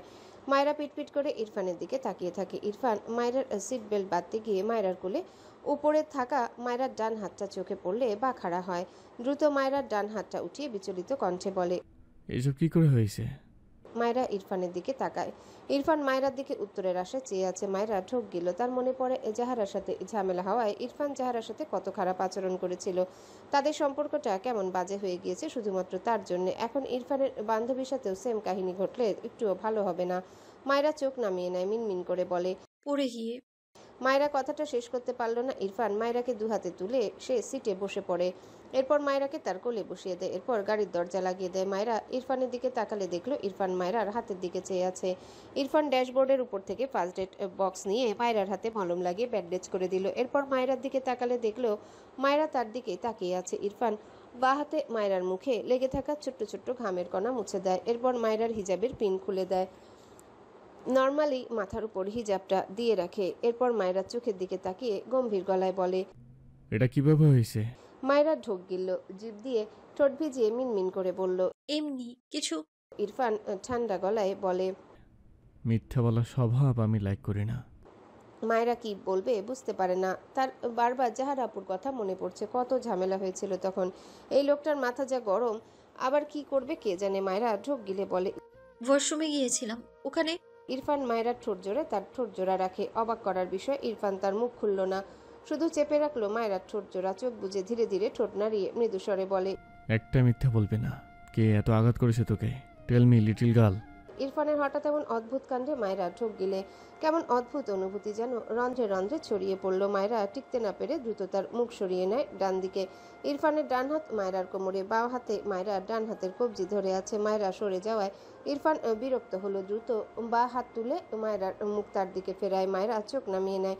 ইরফান হঠাৎই শক্ত গলায় বলে, স্টুপিড গার্ল, আমার আগে কত শান্তি পাস তুই? একটা সিম্পল কথা বলতে এত টাইম লাগে কেন? Speak up. কোন বাসটার এই কাজ করেছে? আই নো এখানে কি বিস্কেল দিয়ে আঘাত করেছে। সো আর একটা ওয়ার্ড মিথ্যা বলবি তো ওই রোডের মাঝখানে গিয়ে তোকে খাবো। মায়রা চোখ বড় বড় করে তাকায় ইরফানের দিকে। এই লোক পাগল নাকি? ইরফান ফোঁস করে শ্বাস ফেলে। কণ্ঠ আগের চেয়ে একটু নরম করে, তবুও ভীষণ ভারী লাগে। অন্তরাজ তোমাদের ক্লাস নিয়েছে? মায়রা অবাক হয়। 2 সেকেন্ড আগেই তাকে তুই তুই বলে মুখে ফেনা তুলল। এখন আবার ইরফান বাঁ হাত মুষ্টিবদ্ধ করে দাঁতে দাঁত চেপে বলে, স্টুপিড গার্ল রে, আর কত রাগাবি তুই আমারে? মায়রা এত অদ্ভুতভাবে ইরফানের দিকে তাকায় যেন মঙ্গল গ্রহ থেকে ইরফান মাত্র নেমে এলো। ইরফান মায়রার দিকে মুখ এগোতে নিলে মায়রা চোখ বুজে বলে ওঠে, হ্যাঁ হ্যাঁ ক্লাস নিয়েছিল। ইরফানের চোখে মুখে ক্রোধ জমা হয়। দ্রুত গাড়ির ডোর খুলে বেরিয়ে যায়। মায়রা ইরফানকে বেরিয়ে যেতে দেখে ডেকে ওঠে, আপনি কোথায় যাচ্ছেন? ইরফান তাকালো না। ডান হাত মুষ্টিবদ্ধ করে এগিয়ে যায় কলেজ গেটের দিকে। মায়রা হতাশ হলো, চিন্তিত হলো লোকটা কি বুঝে ফেলেছে। তার ভালো লাগছে না। অনেক কান্নার ফলে চোখ জুড়ে ক্লান্তি নেমে আসে। মায়রা সিটে হেলান দিয়ে চোখ বুঝলো। অন্তরা অফিস রুমে বসেছিল, তার মাথা ব্যথা করছে। চেয়ারে হেলান দিয়ে চোখ বুজে আছে সে। ইরফান অফিস রুমে প্রবেশ করলে ইরফানের সাথে প্রায় সব স্যার হাত মিলিয়ে সালাম বিনিময় করে। তাদের কলেজ থেকে কিছুটা দূরে ভার্সিটির টিচার ইরফানের মোটামুটি সবাই জানে, একটা পরিচিতি আছে। সেখান থেকে ইরফানকে সবাই মেহমানদের মতো আপ্যায়ন করতে চাইল। তবে ইরফান ছোট করে শুধু বলে, কাজে এসেছে, ব্যস্ত হবে না। কথাটা বলে ইরফান অন্তরার ডেস্কের সামনে গিয়ে শক্ত গলায় ডাকে, মিস অন্তরা। ইরফানের কণ্ঠ পেয়ে অন্তরা তরাক করে চোখ মেলে তাকায়। অবাক হয় ইরফানের এমন সম্বোধনের সাথে ইরফানকে এখানে দেখে। দ্রুত বসা থেকে দাঁড়িয়ে বিস্ময় কণ্ঠে বলে, ইরফান তুমি? ইরফান বাঁ হাত প্যান্টের পকেটে গুজে রেখে ডান হাতে গাল চুলকায়। তীক্ষ্ণ দৃষ্টি অন্তরার পানে। অন্তরা ঢোক গিলে বলে, ইরফান বসো না। কিছু বলবে? ইরফান গম্ভীর গলায় বলে। তোমার কি বলে যাওয়ার কাছে অন্তরা? অন্তরা অবাক হয়ে তাকায় ইরফানের কথায় কোনো রকমে বলে, মানে তুমি? আর বলতে পারে না। তার আগে ইরফান সর্বশক্তি দিয়ে অন্তরার বাম গালে সপাটে এক থাপ্পড় মেরে দেয়। অন্তরার কান ঝাঝা করে উঠল। অন্তরা অবাক হয়ে ইরফানের দিকে তাকিয়ে কিছু বলতে চায়, তার আগেই একই এই গালে পরপর আরো দুটো থাপ্পড় পড়ে। অন্তরার মনে হলো তার গালের মাংস ছিঁড়ে পড়ে যাবে। ইরফান অন্তরার দিকে জ্বলন্ত চোখে চেয়ে অত্যন্ত কঠোর স্বরে বলে, ডিসিশন নিয়েছিলাম কোনো ডাস্টবিন টাচ করবো না, but must time dustbin clean করতে ডাস্টবিন টাচ করা ইটস ভেরি ভেরি ইম্পর্টেন্ট। কথাটা বলে ইরফান তার ডান হাতে দুবার ফু দেয় যেন ধুলো ঝাড়লো। এরপর চোখের পলকে আরো দুটো থাপ্পড় পরপর অন্তরার গালে বসায়। পুরো 5টা দাবাং বারকা চড়, তাও আবার একই গালে খেয়ে অন্তরার মনে হলো সে মাথা ঘুরে পড়ে যাবে। ইরফান এখানে আর দাঁড়ালো না, দুহাত প্যান্টের পকেটে গুজে উল্টো ঘুরে বাইরে যেতে যেতে শক্ত গলায় বলে, ইট ওয়াজ দ্য আনটিল ডাস। বলেছিলাম আমার ওই গায়ে একটা আঁচড় লাগলে তোকে মিনি জাহান্নাম থেকে ঘুরে নিয়ে আনবো। Pray for that. ইরফান রুমের দরজার সামনে দাঁড়িয়ে পিছু ফিরে এই গম্ভীর স্বরে বলে, আমার ওয়াইফের ব্রেন থেকে বেয়াদব নারী স্মৃতি মুছতে হবে, আদারওয়াইজ তোকে মিনি জাহান্নামের সব ডোজ এক্ষুনি দিতাম। কথাটা বলে আর 1 সেকেন্ডও দাঁড়ালো না ইরফান, দ্রুত পায়ে বেরিয়ে যায়। অন্তরা তার ডেস্ক দু হাতে ধরে চুপচাপ দাঁড়িয়ে রইল। চোখ থেকে টুপটুপ করে পানি গড়িয়ে পড়ে। এখানে কয়েকজন স্যার ম্যাডাম ছিল, তারা আগেই চলে গিয়েছে বিধায় অন্তরার এই অবস্থা কেউ দেখতে পেল না। ইরফান মায়রাকে নিয়ে সর্বপ্রথম একটা শপিং মলে যায়। গতদিনের মতোই একটা ড্রেস চুজ করে মায়রাকে ট্রায়াল রুম থেকে চেঞ্জ করে আসতে বলে, সাথে জুতো কিনে দেয়। আজ ইরফান মায়রার জন্য চুজ করেছে একটি ব্রাউন কালারের সিম্পল স্টোনের কাজ করা জামা, সাথে ব্রাউন কালার জুতা। শপিং মল থেকে বেরিয়ে একটা রেস্টুরেন্ট থেকে মায়রাকে খাইয়ে ইরফান তার নির্দিষ্ট গন্তব্যের উদ্দেশ্যে রওনা হয়। মায়রা ইরফানের পাশের সিটে বসে, একটু পরপর ইরফানের দিকে তাকায়। তখন যে কোথায় গিয়েছিল কে জানে, এখন তাকে কোথায় নিচ্ছে বুঝতে পারছে না। বেশ অনেক সময় পেরোলে মায়রা মিনমিন করে প্রশ্ন করে, কোথায় যাচ্ছেন? মায়রা কথাটা বলার ঠিক 1 মিনিট পরে ইরফান গাড়ি ব্রেক কষে গাড়ি সাইড করে। এরপর 1 সেকেন্ডও সময় ব্যয় না করে তার পাশের সিট থেকে মায়রাকে টেনে তার কোলে বসায়। মায়রা কিছু বলার আগে ইরফান অত্যন্ত শীতল কণ্ঠে বলে, কোথায় যেতে যাও? মায়রা পিটপিট করে তাকিয়ে থাকে ইরফানের দিকে। ধরনীর বুকে সন্ধ্যা পেরিয়ে রাতের আমেজ ছড়িয়ে পড়েছে। ইরফান সময় নষ্ট না করে মায়রাকে নিয়ে গাড়ি থেকে বের হয়। এরপর মায়রার ডান হাত তার বা হাতের মুঠোয় নিয়ে এগিয়ে যায়। মায়রা আর কিছু বলল না, চুপচাপ ইরফানের সাথে পা মেলায়। আশেপাশে তাকিয়ে দেখলো জায়গাটা অনেক সাজানো, অনেক লাইটিং করা। ইরফান এক জায়গায় গিয়ে দুটো টিকিট কাটলো, এরপর একটা সাজানো গেট দিয়ে ভেতরে প্রবেশ করলো। আশেপাশে অনেক মানুষ। ইরফান বাহাতের বাহুবন্ধনীর মাঝে মায়রাকে আগলে নেয়। মায়রা বিস্ময়ের চোখে তাকায় বাইরে থেকে, বুঝতে পারছিল না মেয়েটা, এটা তো মেলা। মুহূর্তে মায়রার চোখ দুটো চকচক করে উঠে, ঘাড় বাঁকিয়ে ইরফানের দিকে তাকায়, মাথা উঁচু করে হেসে বলে, এটা মেলা? ইরফান মায়রার দিকে তাকিয়ে মৃদু স্বরে বলে। মায়রা কি বলবে বুঝলো না। তাদের গ্রামে মেলা হয়, শহরেও এমন মেলা হয়। তার মেলায় ঘুরতে ভীষণ ভালো লাগে, না চাইতেও ঠোঁটের কোণে হাসি ফুটে উঠল। ইরফান মাথা নিচু করে মায়রার পানে চেয়ে আছে। মায়রা মাথা উঁচু করে মৃদু হেসে বলে, আপনাকে অনেক ধন্যবাদ। ইরফান মায়রাকে তার দিকে ফিরিয়ে দাঁড় করায়, মৃদু স্বরে বলে, এইসব কোথা থেকে শিখেছো? মায়রা বোকা চোখে প্রশ্ন করে, কি? ইরফান মায়রার হাত ধরে সামনে এগিয়ে যেতে যেতে ছোট করে বলে, নাথিং। কিছু দূর এগিয়ে গেলে মায়রা দাঁড়িয়ে যায়। ফুচকার দোকান দেখে ইরফান পিছু ফিরে বলে, হোয়াট? মায়রা পাশে ফুচকার দোকান দেখিয়ে বলে, আমি ফুচকা খেতে চাই। ইরফান মায়রাকে নিয়ে গিয়ে সেখানে একটা টেবিল নেয়। মায়রা বসলো। ঝালঝাল করে মেয়েটা পুরো 3 প্লেট ফুচকা খেয়েছে। আবারও ইরফানের দিকে তাকিয়ে মিনমিন করে বলে, আরেক প্লেট খেতে চাই। ইরফান বিস্ময় নিয়ে তাকায় মায়রার পানে, অবাক হয়ে বলে, কাঁদছো কেন? মায়রা মাথা নাড়িয়ে বলে, কাচ্ছি না, ঝাল খেয়েছি তাই। ইরফান মৃদু স্বরে বলে, ওকে, এবার মিষ্টি দিয়ে খাও। মায়রা হাঁ করে তাকায়। মিষ্টি দিয়ে কেউ ফুচকা খায়? মাথা নাড়িয়ে বলে, প্লিজ এটাই লাস্ট প্লেট, এখানকার ফুচকা অনেক মজা। ইরফান মানলো মায়রার কথা, আরও 1 প্লেট দিতে বলে মায়রাকে। মায়রা এবারে প্লেট থেকে দুটো ফুচকা খেয়ে ইরফানের দিকে তাকালে দেখলো ইরফান তার দিকে কেমন করে যেন তাকিয়ে আছে। মায়রা মুখের টুকু গিলে নিয়ে ইরফানের দিকে একটা ফুচকা বাড়িয়ে দিয়ে বলে, একটা খেয়ে দেখুন, আমি এত মজা ফুচকা খাইনি কখনো। ইরফান মায়রার মুখের দিকে তাকালো। মেয়েটার চোখ মুখ কেমন লাল, অথচ হাসছে। ইরফান ঢোক গিলে মায়রার হাতের দিকে মুখ বাড়িয়ে সত্যি সত্যি হাঁ করলো। মায়রা তো বেজায় খুশি, দ্রুত হাতের ফুচকা ইরফানের মুখে পুরে দেয়। ইরফান দুবার মুখ নাড়িয়ে চোখ বড় বড় করে তাকায় মায়রার দিকে। তার নাক কান সহ অন্তরটা জ্বলে গেল বোধহয়। মুখ নাড়ানো থামিয়ে দেয়। মায়রা হেসে তাকিয়ে আছে ইরফানের দিকে, একটা চুটকি বাজিয়ে হেসে বলে, মজা না? আরেকটা খাবেন? ইরফান বসা থেকে দাঁড়িয়ে গেল। মায়েরা ভীত চোখে তাকায়। ইরফানের কি ভালো লাগেনি? মায়েরা ইরফানের সামনে দাঁড়িয়ে বলে, কি হয়েছে আপনার? চোখ মুখ এমন লাল হলো কেন? একটু থেমে বলে, আসলে ঝাল খেলে একটু একটু এমনই হয়, কিন্তু অনেক মজা না বলুন? ইরফান মায়েরার দিকে চেয়ে মুখেরটুকু কেমনে যে গিলে নিল সে নিজেও জানে না। এরপর মায়েরার দিকে এগিয়ে নিরেট কণ্ঠে বলে, I need my personal chocolate right now, it's more. মায়েরা চোখ বড় বড় করে তাকায়। ইরফান মায়েরার দিকে এগিয়ে আসলে মায়েরা দ্রুত তার ঠোঁট জোড়া চেপে ধরে মিনমিন করে বলে, না প্লিজ মানুষ। ইরফান আশেপাশে তাকিয়ে বিরক্ত হলো। তার মুখ জ্বলে যাচ্ছে। একটা হাফ লিটারের পানির বোতল নিয়ে ঢকঢক করে এক নিঃশ্বাসে পুরো বোতলে পানি খেয়ে নেয়। মায়েরা বোধহয় বুঝলো ইরফানের মুখ চোখ দেখে লোকটা ঝাল সহ্য করতে পারে না। মনে মনে একটু অনুতপ্তও হলো, কিন্তু সে তো জোর করেনি। তাকে বললেই তো হতো সে খাবে না। মায়েরা অনেক অদ্ভুত দৃষ্টিতে তাকিয়ে আছে সামনের জিনিসটার দিকে। তাদের গ্রামের মেলায় নাগরদোলা দেখেছে, আরও অনেক কিছুই থাকতো, তবে এইখানে এই জিনিসটা দেখছে একদম নৌকার মতো। একবার এই মাথায় যায়, আরেকবার ও মাথায় যায়। এটা যে সামনাসামনি কখনো দেখেনি, আজ প্রথম সামনাসামনি দেখে মায়েরা ভীষণ অবাক হয়, সাথে খুব ভালোও লাগে। বাচ্চাদের মতো করে একটা লাফ দিতে ইচ্ছে করলো তার। ইরফান তার হাত ধরে কারোর সাথে ফোনে কথা বলছিল। মায়েরা হঠাৎই ইরফানের পাশ থেকে ইরফানের একদম সামনে দাঁড়ায়, মাথা উঁচু করে আবদার করে, শুনুন আমি ওখানে উঠতে চাই। ইরফান মায়েরার দিকে তাকালো। কলে কিছু একটা বলে কল কেটে ফোন পকেটে রাখলো। মায়েরার দিকে তাকিয়ে মৃদুস্বরে বলে, কোথায় গিয়ে উঠতে চাও? মায়েরা ইরফানের সাথে লেগে দাঁড়িয়ে তার পিছনে থাকা সেই নৌকার দিকে আঙ্গুল তাক করে বলে, ওখানে উঠি প্লিজ, আমি এটা কখনো সামনাসামনি দেখিনি। ইরফান মায়েরার হাত ধরে সেদিকে যায়। বেশ অনেকগুলো টিকিট কাটে। মায়েরা ভীষণ খুশি হয়।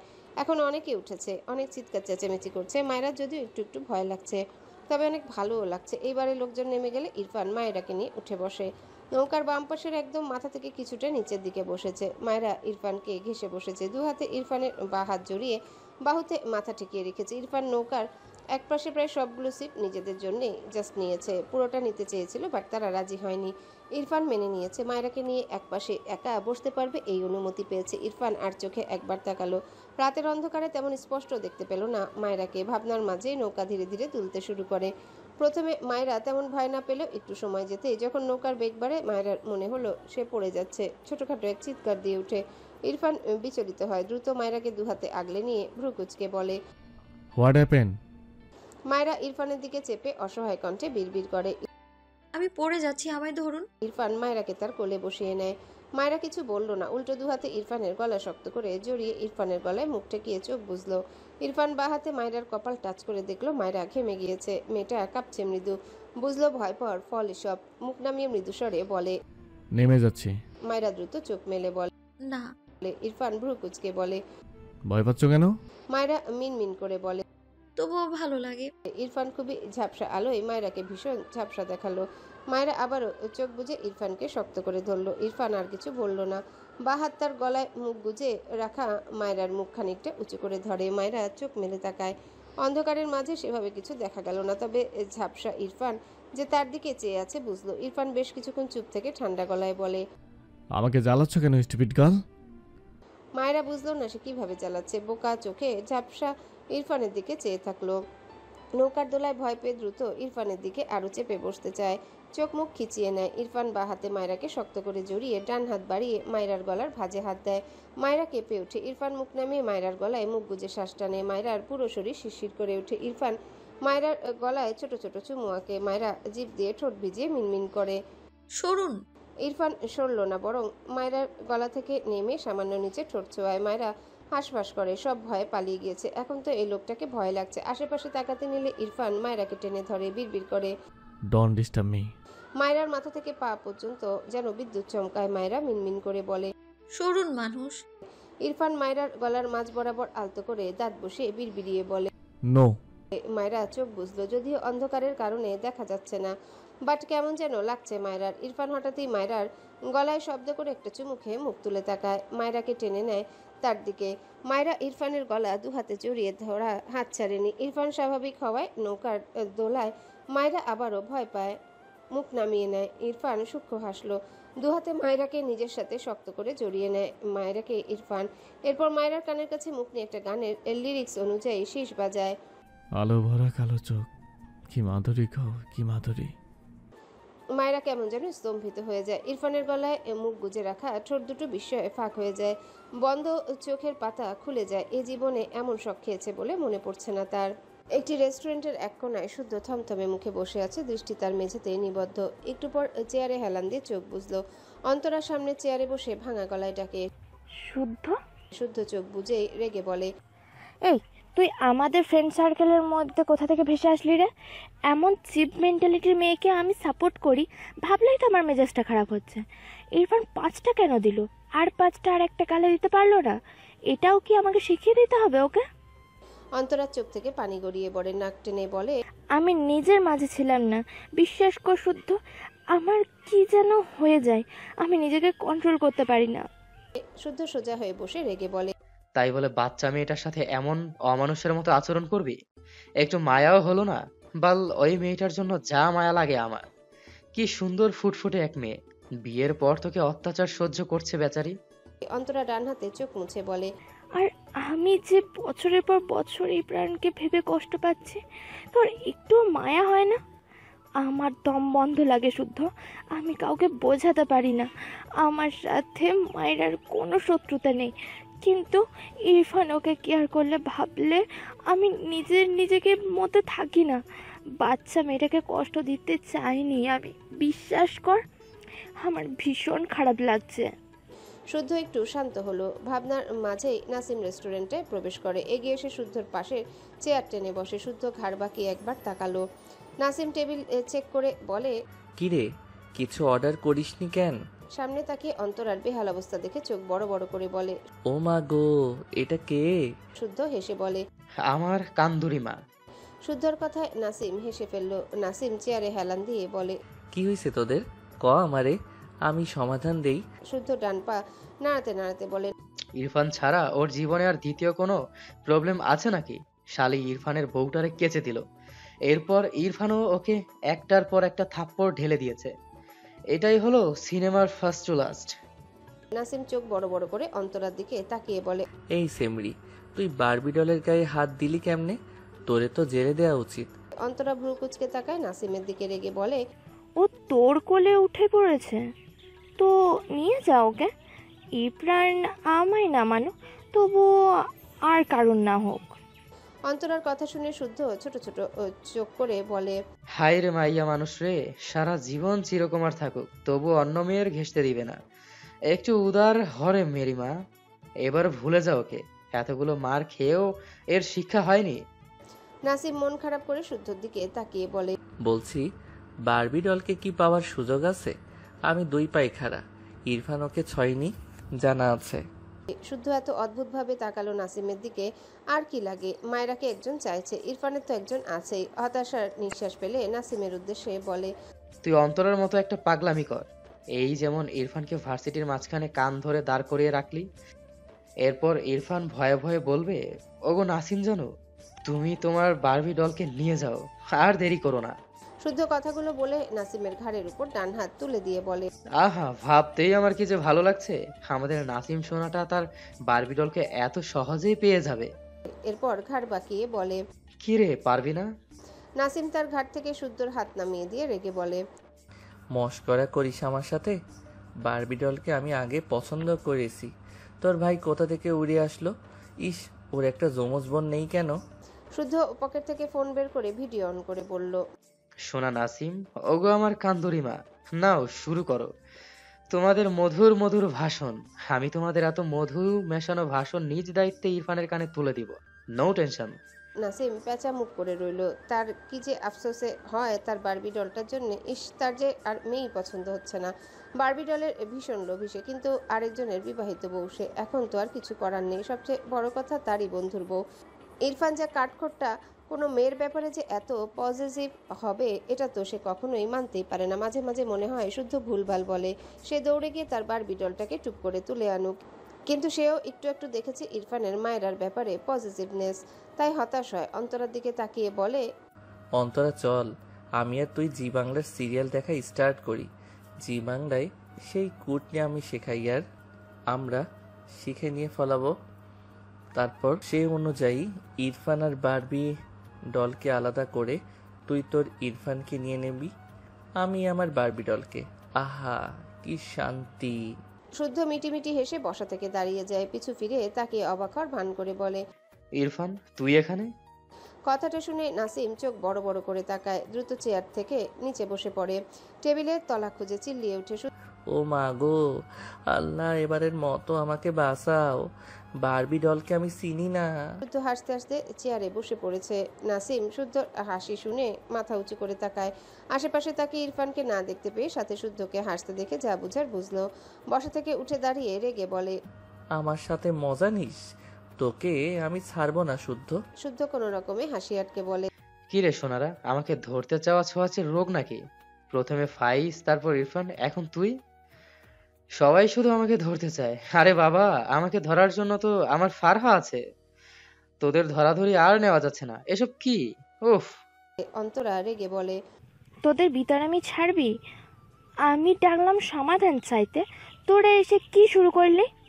শুদ্ধ চোখ ছোট ছোট করে বলে, সমাধান তো দিলামই, তোর অপর গালে আরো 5টা থাপ্পড় দিতে হবে। তো এবার গালটা পাত, গাল পেতে না দিলে সেই সমাধানটা ফলাবো কি করে? অন্তরা চোখ নামিয়ে নিল। নাসিম বিরক্ত হয়ে চেয়ারে বসলো। এরপর অন্তরার দিকে তাকিয়ে বোঝানোর স্বরে বলে, অন্তরা, তোর মুভ অন করা উচিত।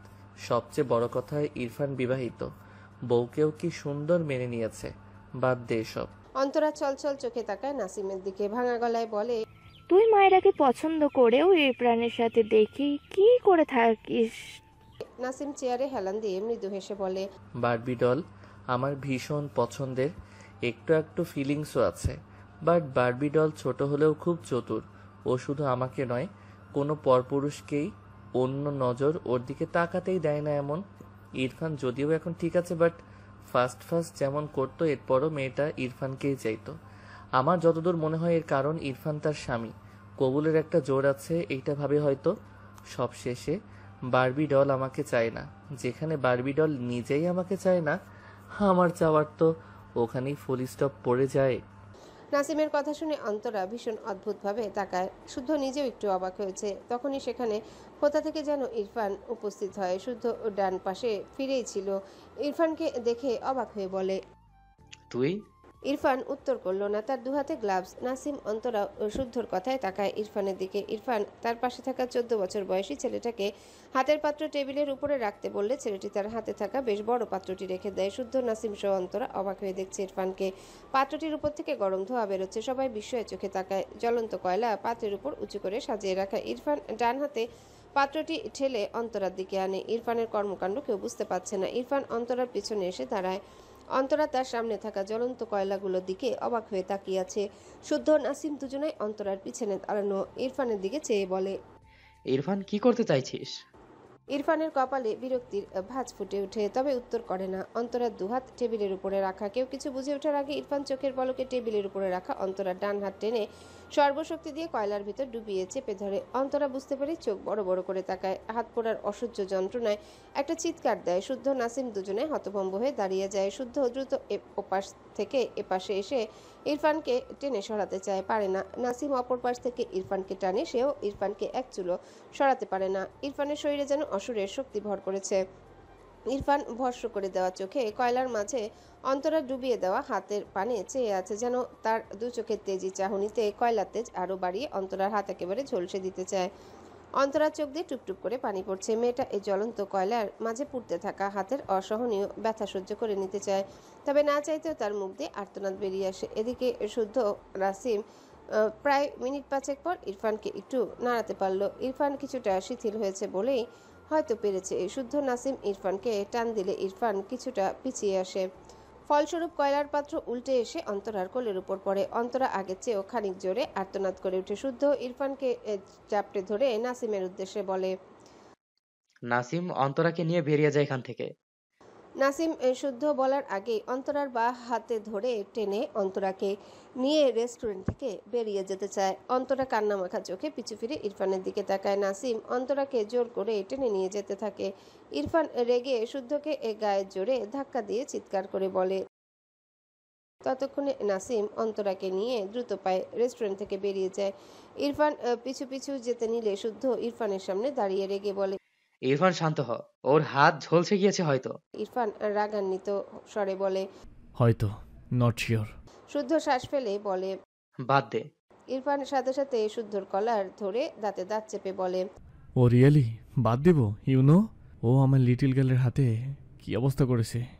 লিটিল গার্ল ওর হাত দিয়ে ঠিকঠাকভাবে কিছু করতে পারছে না, খেতে গিয়ে হাতের জ্বালায় কেঁদে ফেলছে। একে ছেড়ে দেব? How funny! ওকে আমি জাস্ট খেয়ে ফেলবো। কথাগুলো বলে শুদ্ধকে এক প্রকার ধাক্কা দিয়ে বেরতে নেয়। শুদ্ধ বিস্ময়ের চোখে চেয়ে ক্লান্ত স্বরে বলে, তুই যে বলিস অন্তরা তোর বোনের মতো, সেও তো কাঁদলো। হাতটার কি করে দিয়েছিস? বলতে গেলে একেবারে সিদ্ধ করে। শুদ্ধর কথার মাঝে ইরফান শক্ত কণ্ঠে বলে, এই জন্য জাস্ট ওর হাত জ্বালিয়ে দিছি। অন্য কেউ হলে ওর হাতের সাথে ওর অন্তরটাও জ্বালিয়ে দিতাম। কথাটা বলে হনহন করে বেরিয়ে যায় শুদ্ধ। বাকহারা হয়ে শুধু ইরফানের প্রস্থান দেখলো। আশেপাশে তাকালে দেখলো গুটি কয়েক মানুষ অদ্ভুত দৃষ্টিতে এদিকে তাকিয়ে আছে। যদিও সকাল সকাল হওয়ায় রেস্টুরেন্টে খুব বেশি মানুষ নেই, তবুও কেমন যেন লাগলো, সাথে বিরক্তও হলো। অন্তরা ইম্পর্টেন্ট কিছু বলবে বলে তাকে আসতে বলেছিল। শুদ্ধ অন্তরা সিরিয়াস কণ্ঠ পেয়ে আর বিরোধিতা করেনি। এখান থেকে ভার্সিটি যাবে বলে একেবারে রেডি হয়ে এসেছিল। এসে হালকা কিছু খেয়েছিল, মনে মনে ভাবলো, কত ধরনের বন্ধু তাদের এই ছোট্ট ফ্রেন্ড সার্কেলে। এই যেমন তার এখন সিরিয়াস মোমেন্টে হাসতে ইচ্ছে করছে। হাসির কারণ এই যে তাকিয়ে থাকা লোকেদের খুব সুন্দর করে ধুইয়ে দিতে ইচ্ছে করছে। ভাবনা অনুযায়ী পকেট থেকে ফোন বের করে কানে নিয়ে শব্দ করে বলে ওঠে, দোস্ত, আমি কি অনেক বেশি সুন্দর? আমার ফ্রেন্ডরা আমাকে একবার ধরলে আর ছাড়তে চায় না, জানিস? একটু একটু গলা ঝেড়ে আগের চেয়ে শক্ত করে বলে, আমি হয়তো একটু বেশি সুন্দর হয়ে যাচ্ছি, তাই না? এত সৌন্দর্য কোথায় রাখবো এখন আমি? জানিস সোনা, আমার ফ্রেন্ডরা তো আমাকে ছাড়তেই চায় না। তা না হয় বাদ দিলাম, কিন্তু আমার সৌন্দর্য উপচে উপচে পড়ায় বাইরের মানুষও সব ভুলে শুধু আমাকে দেখতে থাকে। ওদের অর্ধেক খাবার প্লেটেই পড়ে থাকে, বাকি অর্ধেক পেটের ভেতর গিয়ে হজম হয়ে যায়। তবুও আমার থেকে চোখ সরায় না। বলছি, সৌন্দর্য কমানোর কোনো মেডিসিন আছে তোর কাছে? মানুষের এত অপকার আর সইতে পারি না আমি। তিনটে মেয়ে আর একটা ছেলে শুদ্ধর দিকে চেয়েছিল। শুদ্ধর কথা শুনে সকলে কেসে উঠল। দ্রুত চোখ সরিয়ে তাদের অর্ধেক খাবার খাওয়া রাখা প্লেট থেকে খাওয়া দাওয়া শুরু করে। শুদ্ধ মিটিমিটি হেসে বিল মিটিয়ে রেস্টুরেন্ট থেকে বেরিয়ে যেতে যেতে বলে, হ্যাঁ হ্যাঁ, তুই ওষুধটা রেডি রাখিস। এত সৌন্দর্য নিয়ে আর বাইরে পা রাখা যাচ্ছে না। ড্রাইভার সিটের পাশের সিটে অন্তরা মাথা নিচু করে চুপচাপ বসে আছে। চোখ থেকে টুপটুপ করে পানি গড়িয়ে পড়ছে। নাসিম গাড়ির স্টিয়ারিংয়ে হাত রেখে কিছুক্ষণ চুপ থাকলো। এরপর অন্তরার দিকে ফিরে বলে, হাত দেরে নয়তো আরো খারাপ অবস্থা হবে। অন্তরা গাঁটটি মেরে বসে আছে।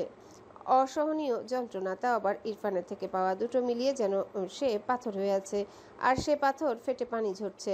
নাসিম আধা ঘন্টা হলো বসে এর তামাশা দেখছে। এবার মেজাজটা গেল খারাপ হয়ে। এমনিতেই ফুটফুটে বারবি ডলটার অবস্থা যাতা করে দিয়েছে। বন্ধু বলে সেদে সেদে এসে সেবা করছে, তাতে এর হচ্ছে না। রেগে মেগে অন্তরার হাত জোর করে হাত টেনে ধরলে অন্তরা চেঁচিয়ে ওঠে। নাসিম রেগে বলে, তোর ঢং অফ কর, আমার কাজ আছে। অন্তরা কাঁদতে কাঁদতে তার চোখে মুখের অবস্থা পুরোপুরি 12টা বাজিয়েছে। নাসিমের থেকে হাত সরানোর শক্তি নেই তার। দুর্বল কণ্ঠে বলে, আমি শুধু ঢংই করি, আর ওই মেয়েটাই শুধু ভালো তোদের কাছে। নাসিম অন্তরার হাত ভালো করে দেখেছে, খুবই খারাপ অবস্থা। এই হাতের প্রাথমিক চিকিৎসা দিয়ে হবে না, একে ডক্টরের কাছে নিতে হবে। অতঃপর অন্তরার হাত ছেড়ে গাড়ি স্টার্ট দিয়ে বলে, আসলে তুই ঢং করিস, আর বারবি ডল কিউটের ডিব্বা। মেয়ে হয়েও তো ওকে শুধু আদরই করতে মন চাওয়া উচিত। তুই কোন আক্কেলে মারলি বেয়াদব? অন্তরা মুখ ফিরিয়ে নীরবে চোখের পানি ফেললো। নাসিম আর চোখে চেয়ে বলে, তোকে এবার আমি বিয়ে দিয়েই ছাড়বো। দাদা, আজ আঙ্কেলের সাথে ফাইনাল কথা বলি আগে। অন্তরা চেঁচিয়ে উঠে। নাসিম পাত্তা দিল না। একে বিয়ে না দিলে এ সোজা হবে না। মায়রার এসএসসি এক্সামের আর 7 মাস বাকি। মায়রা তার ঘরে পড়া টেবিলে বসে বই পড়ছে। টেবিলের উপর ছোট্ট ঘড়িটায় চোখ বুলায় 9টা 30। মায়রার সামনে বই মেলে রেখে একদম তার সোজা বাইরে তাকায়। জানালা খুলে রেখেছে। রাতের অন্ধকার সাথে ঝিঝি পোকার ডাক, মাঝে মাঝে দু একটা জোনাকি পোকা দেখা যায়। মায়রা টেবিলের উপর দুহাত পেতে তার বাম গালটা হাতের উপর ঠেকিয়ে রাখলো। দৃষ্টি এই নিস্তব্ধ রাতে, যেখানে ঝিঝি পোকার ডাক, জোনাকি পোকার মিটিমিটি আলোর সমন্বয় মনোমুগ্ধকর এক রাত্রি। মায়রা শূন্য চোখে অজানায় তাকিয়ে রইল। ঘরের লাইট অফ করে এসেছে, তাই এই জোনাকি পোকা দু একটা মায়রার মুখের উপরে এসে মিটিমিটি জ্বলে আবার নেভে। দূর থেকে একটা গানের সুরে গাওয়া শীষ ভেসে আসে। মায়েরা তাদের মেন গেট খুলে বেরিয়ে এসেছে। যদিও এটা গ্রাম, গ্রামের মানুষ খুব বেশি রাত জাগে না, খুবই তাড়াতাড়ি ঘুমিয়ে যায়। মায়েরা ভয় কল করলো না, বরং সে এই শিশের উৎস খুঁজতে বাড়ি থেকে বেরিয়ে পড়ে। অন্ধকারের মাঝে একটু একটু করে এগোয়, কিন্তু ততক্ষণে সেই সুরেলা শিশের শব্দ মিলিয়ে যায়। মায়েরা হতাশ হয়, সে আগে কখনো এমন গানে সুর মিলিয়ে শীষ করতে শুনেনি। এই প্রথম শুনে মায়েরার ভীষণ ভালো লাগলো। আফসোস হলো আরেকটু যদি শুনতে পেত। আফসোসে ঘেরা মন নিয়ে বেশ কিছুক্ষণ খোলা জায়গায় বসে অপেক্ষা করে। মাটিতে দু হাঁটু ভাঁজ করে বসে। মৃদু বাতাসে মায়েরার খোলা চুলগুলো দোল খায়। মেয়েটা চাতক পাখির ন্যায় অন্ধকারে দৃষ্টি বুলায়, কান সজাগ রাখে। আবার যদি শুনতে পায় সেই শীষ। বেশ অনেকক্ষণ বসেও যখন কোনো আওয়াজ পায় না, তখন মন খারাপ নিয়ে বাড়ির ভিতর চলে যায়। মাইশা এপাশ ওপাশ করে, তার চোখে ঘুম নেই। গতকাল মেলা থেকে সে কেমন থম মেরে আছে। ইরফানের সেই 2 লাইনের গানের সুরে বাজানো শীষ শুনেই তো মায়েরা এলোমেলো হলো। যদিও সে 2 লাইন মানেই বুঝতে পারছে না ঠিকঠাক, কিন্তু সেই প্রথম ভালো লাগার ব্যাপারটা তার মনে নাড়া দিয়েছে ভীষণভাবে। সে কি করে ভুলবে এই সুরেলা শীষ? আজ থেকে প্রায় 8-9 মাস আগে সে ইরফানের শীষের মতোই অবিকল এক সুরে শীর্ষ শুনেছিল। ইরফান গতকাল তাকে মেলায় নিয়ে কানের কাছে ছোট্ট 2 লাইনের গানের সুরে শীষ বাজিয়ে শুনিয়েছে। মায়েরা তো এই গানের সুর বাজানো এই শীষের মতো একদম হুবহু শীষ আজ থেকে প্রায় 8-9 মাস আগেই শুনেছে। শুধু কি একদিন? না, মায়েরা যেদিন প্রথম শুনেছিল সে পড়ার টেবিলে বসে, এর পরের দিন মায়েরা অপেক্ষা করে বসেছিল আবারও সেই শীষের সুর শোনার জন্যে। ভাগ্য ভালো থাকে সে পরদিনও শুনতে পেয়েছিল। তবে গানটা ছিল অন্য। টানা 5 দিন এক এক গানের সুরে বাজানো শীষ যেন মেয়েটার ছোট্ট কিশোরী মন কেমন যেন উতলা হতো। কি যে ভালো লাগতো। এক একদিন এক একটা গানের সুরে শীষ ভেসে আসতো। মায়েরার মন কি ভীষণ পুলকিত হতো। কিন্তু দুঃখের বিষয়, 5 দিন পর মায়েরা আর সেই শীষ শুনতে পায়নি। প্রায় প্রতিদিন অপেক্ষা করত, জানালার পাশে বসে থাকতো, কিন্তু শুনতে পেত না। এরপর একদিন হুট করেই আবেগে কেঁদে দিয়েছিল। এরপর 1.5 মাস কাছাকাছি গিয়ে মায়েরা হঠাৎই আবার সেই শীষের সুর শুনতে পায়। মায়েরা সেদিন আনন্দে লাফিয়ে উঠেছিল, দৌড়ে বাড়ির বাইরে এসেছিল, কিন্তু সে কখনো এর উৎস খুঁজে পায়নি। এরপর 2 দিন এই শীষ শুনতে পায়, তারপর আবারও সে কোথাও মিলিয়ে যায়। প্রায় 2 মাস পর মায়েরা আবার শুনতে পায়। মায়েরা বুঝতে পারতো না, সেই শীষলার মাঝে মাঝে কোথা থেকে হঠাৎ হঠাৎ অদৃশ্য দেখা দিয়ে মিলিয়ে যেত। মায়েরার ভীষণ ইচ্ছে করে সেই শীষলাকে একবার দেখতে। সে যখন এই শীষ শুনতে পেত, বাইরে বেরিয়ে এদিক ওদিক ছুটাছুটি করে খুঁজত, কিন্তু কখনো দেখা পায়নি। প্রতিবার বিষণ্ণ মনের কোণে একটি প্রশ্ন নিয়ে ঘরে ফিরে যেত। ও অদৃশ্য শীষওয়ালা, তুমি দেখতে কেমন? 14 বছরের মায়েরা কি খুব ছোট ছিল? খুব বেশি অবুঝ ছিল? হয়তো বা নয়। সে ছোট হলেও অবুঝ হলেও ভালো লাগার জন্য একটি স্বচ্ছ হৃদয় ছিল। সেই অদৃশ্য শীষলাকে কি যে ভালো লাগতো মায়েরার। তার খুব মন খারাপ হতো শীষলাকে একটিবার চোখের দেখা দেখতে না পেয়ে। ইচ্ছে হলে সেই সুরেলা শীষ শুনতে না পারা তীব্র মন খারাপের দল এসে তাকে ঘিরে ধরতো। একদিন হুট করে শুনলো তার এক বয়স্ক লোকের সাথে বিয়ে। মায়েরা বুঝতো না ভালোবাসাকে, কিন্তু তার শীষলাকে খুব মনে পড়েছিল। মনে মনে কতবার ডেকেছিল তাকে, আসেনি তো সে। মায়েরা খুব করে চাইলো মায়ের কাছে সে বিয়ে করবে না, সে পড়াশোনা করে চলে যাবে এখান থেকে, কিন্তু তার কথা শোনার যে কেউ নেই। ইচ্ছের বিরুদ্ধে তার বিয়ে হয়ে গেল। শীষলার প্রতি ভালো লাগার সমাপ্তি সুতো একটু একটু করে ছিঁড়তে লাগলো। তবে হঠাৎই থেমে গেল সেই সুতো ছেঁড়ার হাত, যখন দেখলো তার স্বামী তাকে মানে না। মায়েরার মনে পড়লো শীষলার কথা, কিন্তু তার কথা যে কেউ ভাবে না। তার কপাল অত ভালো নাকি? সে খুব জানতো পোড়া কপালের মেয়ে মায়েরাকে নিয়ে কেউ ভাবে না, শীষলাও ভাবে না। শীষলার প্রতি ভালো লাগার সমাপ্তির সুতোয় আবারও টান দিল মায়েরা। তার শিক্ষা স্বামী থাকতে পরপুরুষ যেন মন দখল না করে বসে থাকে। মায়েরা তার সেই ছোট্ট ভালো লাগার সমাপ্তি টানতে শুরু করলো। একটু ভালো লাগা ছিল তো, তাই তেমন কষ্ট হলো না। তবে সে ভুলে যায়নি, মাঝে মাঝে মনে পড়তো একটু। তখন তার মনের অজান্তে আফসোসের সুরে তার মন বলে উঠত, ইস, যদি এই অদৃশ্য শীষওয়ালাকে একবার দেখতে পেতাম। কথাগুলো ভেবে মায়েরা চাপা দীর্ঘশ্বাস ফেললো। আপনা আপনি মুখ থেকে বেরিয়ে এলো, নিষ্ঠুর শীষওয়ালা। মায়েরা ঘাড় বাঁকিয়ে দেখলো ইরফান বেডে নেই। মায়েরা একটু চোখ লেগেছিল, তবে ঘুম ভেঙে গিয়েছে। হাত বাড়িয়ে বেডসাইড টেবিলে লাইট জ্বালায়। পাশ থেকে ফোন নিয়ে সময় দেখলো রাত 1:30। ডান কাত হয়ে শুয়ে বালিশে মাথা রাখে। ইরফানের ফাঁকা জায়গাটায় দৃষ্টি নিবদ্ধ করে রাখে। এত রাতে লোকটা কোথায় গিয়েছে? ভাবনার মাঝেই তার কানে সেই সুর ভেসে আসে। মায়েরার হৃৎপিণ্ড লাফায়। সে দ্রুত বেড থেকে নেমে দাঁড়ায়। এরপর সময় ব্যয় না করে ঘরের লাইট জ্বালিয়ে শব্দের উৎস খুঁজতে ইরফানের ঘরের ভেতরে থাকা সেই ঘরের দরজার সামনে এসে দাঁড়ায়। মনে হলো এই ঘরের ভিতর থেকে সেই গানের সুরের শীষ ভেসে আসছে। মায়েরার এই সুর, এই শীষ সবকিছু যে ভীষণ চেনা লাগে। এতক্ষণ শোনার পর তার ভুল হবে কি করে, তার মস্তিষ্ক ফাঁকা লাগে, শীর্ষে থেমে গিয়েছে। মায়রা সিদ্ধান্ত নিল এই ঘরে প্রবেশ করবে। ধীরে ধীরে এক পা সামনে বাড়ালে মায়রার কাছে সেই কণ্ঠ, সেই গানের শীষ আরও তীব্র বেগে ভেসে আসে। তবে এবার তার মনে হলো আগের চেয়ে এখন অনেকটা কাছে থেকে শুনতে পাচ্ছে সে। ইরফান ঘরের দরজা খুলতে খুলতে যেখানে থেমেছিল সেখান থেকে আবারও শীষ বাজায়। দরজা লক করে পিছু ফিরে মায়রাকে তার দিকে ড্যাব ড্যাব করে তাকিয়ে থাকতে দেখে ইরফান থতমত খেয়ে থেমে যায়, মুখাভাব স্বাভাবিক করে নেয়। ভীষণ অপ্রস্তুত লাগলো তার, নিজেকে খুব দ্রুত সামলে নিয়ে চোখ বুজে দুবার শ্বাস ফেলে। এরপর গলা ঝেড়ে মায়রার দিকে তাকিয়ে গম্ভীর গলায় বলে, এখানে কি করছো? উত্তেজনায় মায়রার শরীর কাঁপছে। যে অদৃশ্য শীর্ষলাকে দেখার স্বপ্ন আজও তার অবচেতন মন তার অজান্তেই তাড়া করে বেড়ায়, সে কি তবে আর ভাবতে পারে না। তার যেন দাঁড়িয়ে থাকা শক্তি হ্রাস পাচ্ছে। তবুও কোনো রকমে ডান হাতের এক আঙ্গুল তুলে ইরফানের দিকে তাক করে কিছু বলতে চায়, কিন্তু পারছে না। ইরফান তীক্ষ্ণ চোখে মায়রাকে পরখ করে। মায়রাকে দেখলেই বুঝলো মেয়েটা কাঁপছে। ইরফান দ্রুত মায়রাকে টেনে তার সাথে আগলে নেয়। ডান হাত মায়রার বাম গালে দিয়ে বিচলিত কণ্ঠে জিজ্ঞাসা করে, হোয়াট হ্যাপেন? কি প্রবলেম হচ্ছে তোমার? মায়রার কণ্ঠ রোধ হয়ে আসে, চোখের কোণে চিকচিক করছে জলকণা। ইরফান তীক্ষ্ণ চোখে চেয়ে রইল মায়রার চোখের পানে। মায়রার চোখের কোণে জমা বিন্দু বিন্দু পানির কণা ইরফানের চোখ এড়ায় না। ইরফান মায়রার ডান হাত তুলে আলতো হাতে স্পর্শ করে নরম কণ্ঠে বলে, পেইন হচ্ছে? মায়রা পিটপিট করে ইরফানের দিকে চেয়ে থাকে কিছু সময়, এরপর কাপা কণ্ঠে থেমে থেমে বলে, আপনি সেই নিষ্ঠুর শিশুওয়ালা। হ্যালো বন্ধুরা, পরবর্তী পার্ট খুব তাড়াতাড়ি আসবে, তো সবাই অপেক্ষায় থাকো। আর চ্যানেলটি যারা এখনো সাবস্ক্রাইব করনি তারা পরবর্তী পার্ট দেখার জন্য চ্যানেলটি সাবস্ক্রাইব করে রেখো। ধন্যবাদ সবাইকে, আমাদের সাথেই থেকো।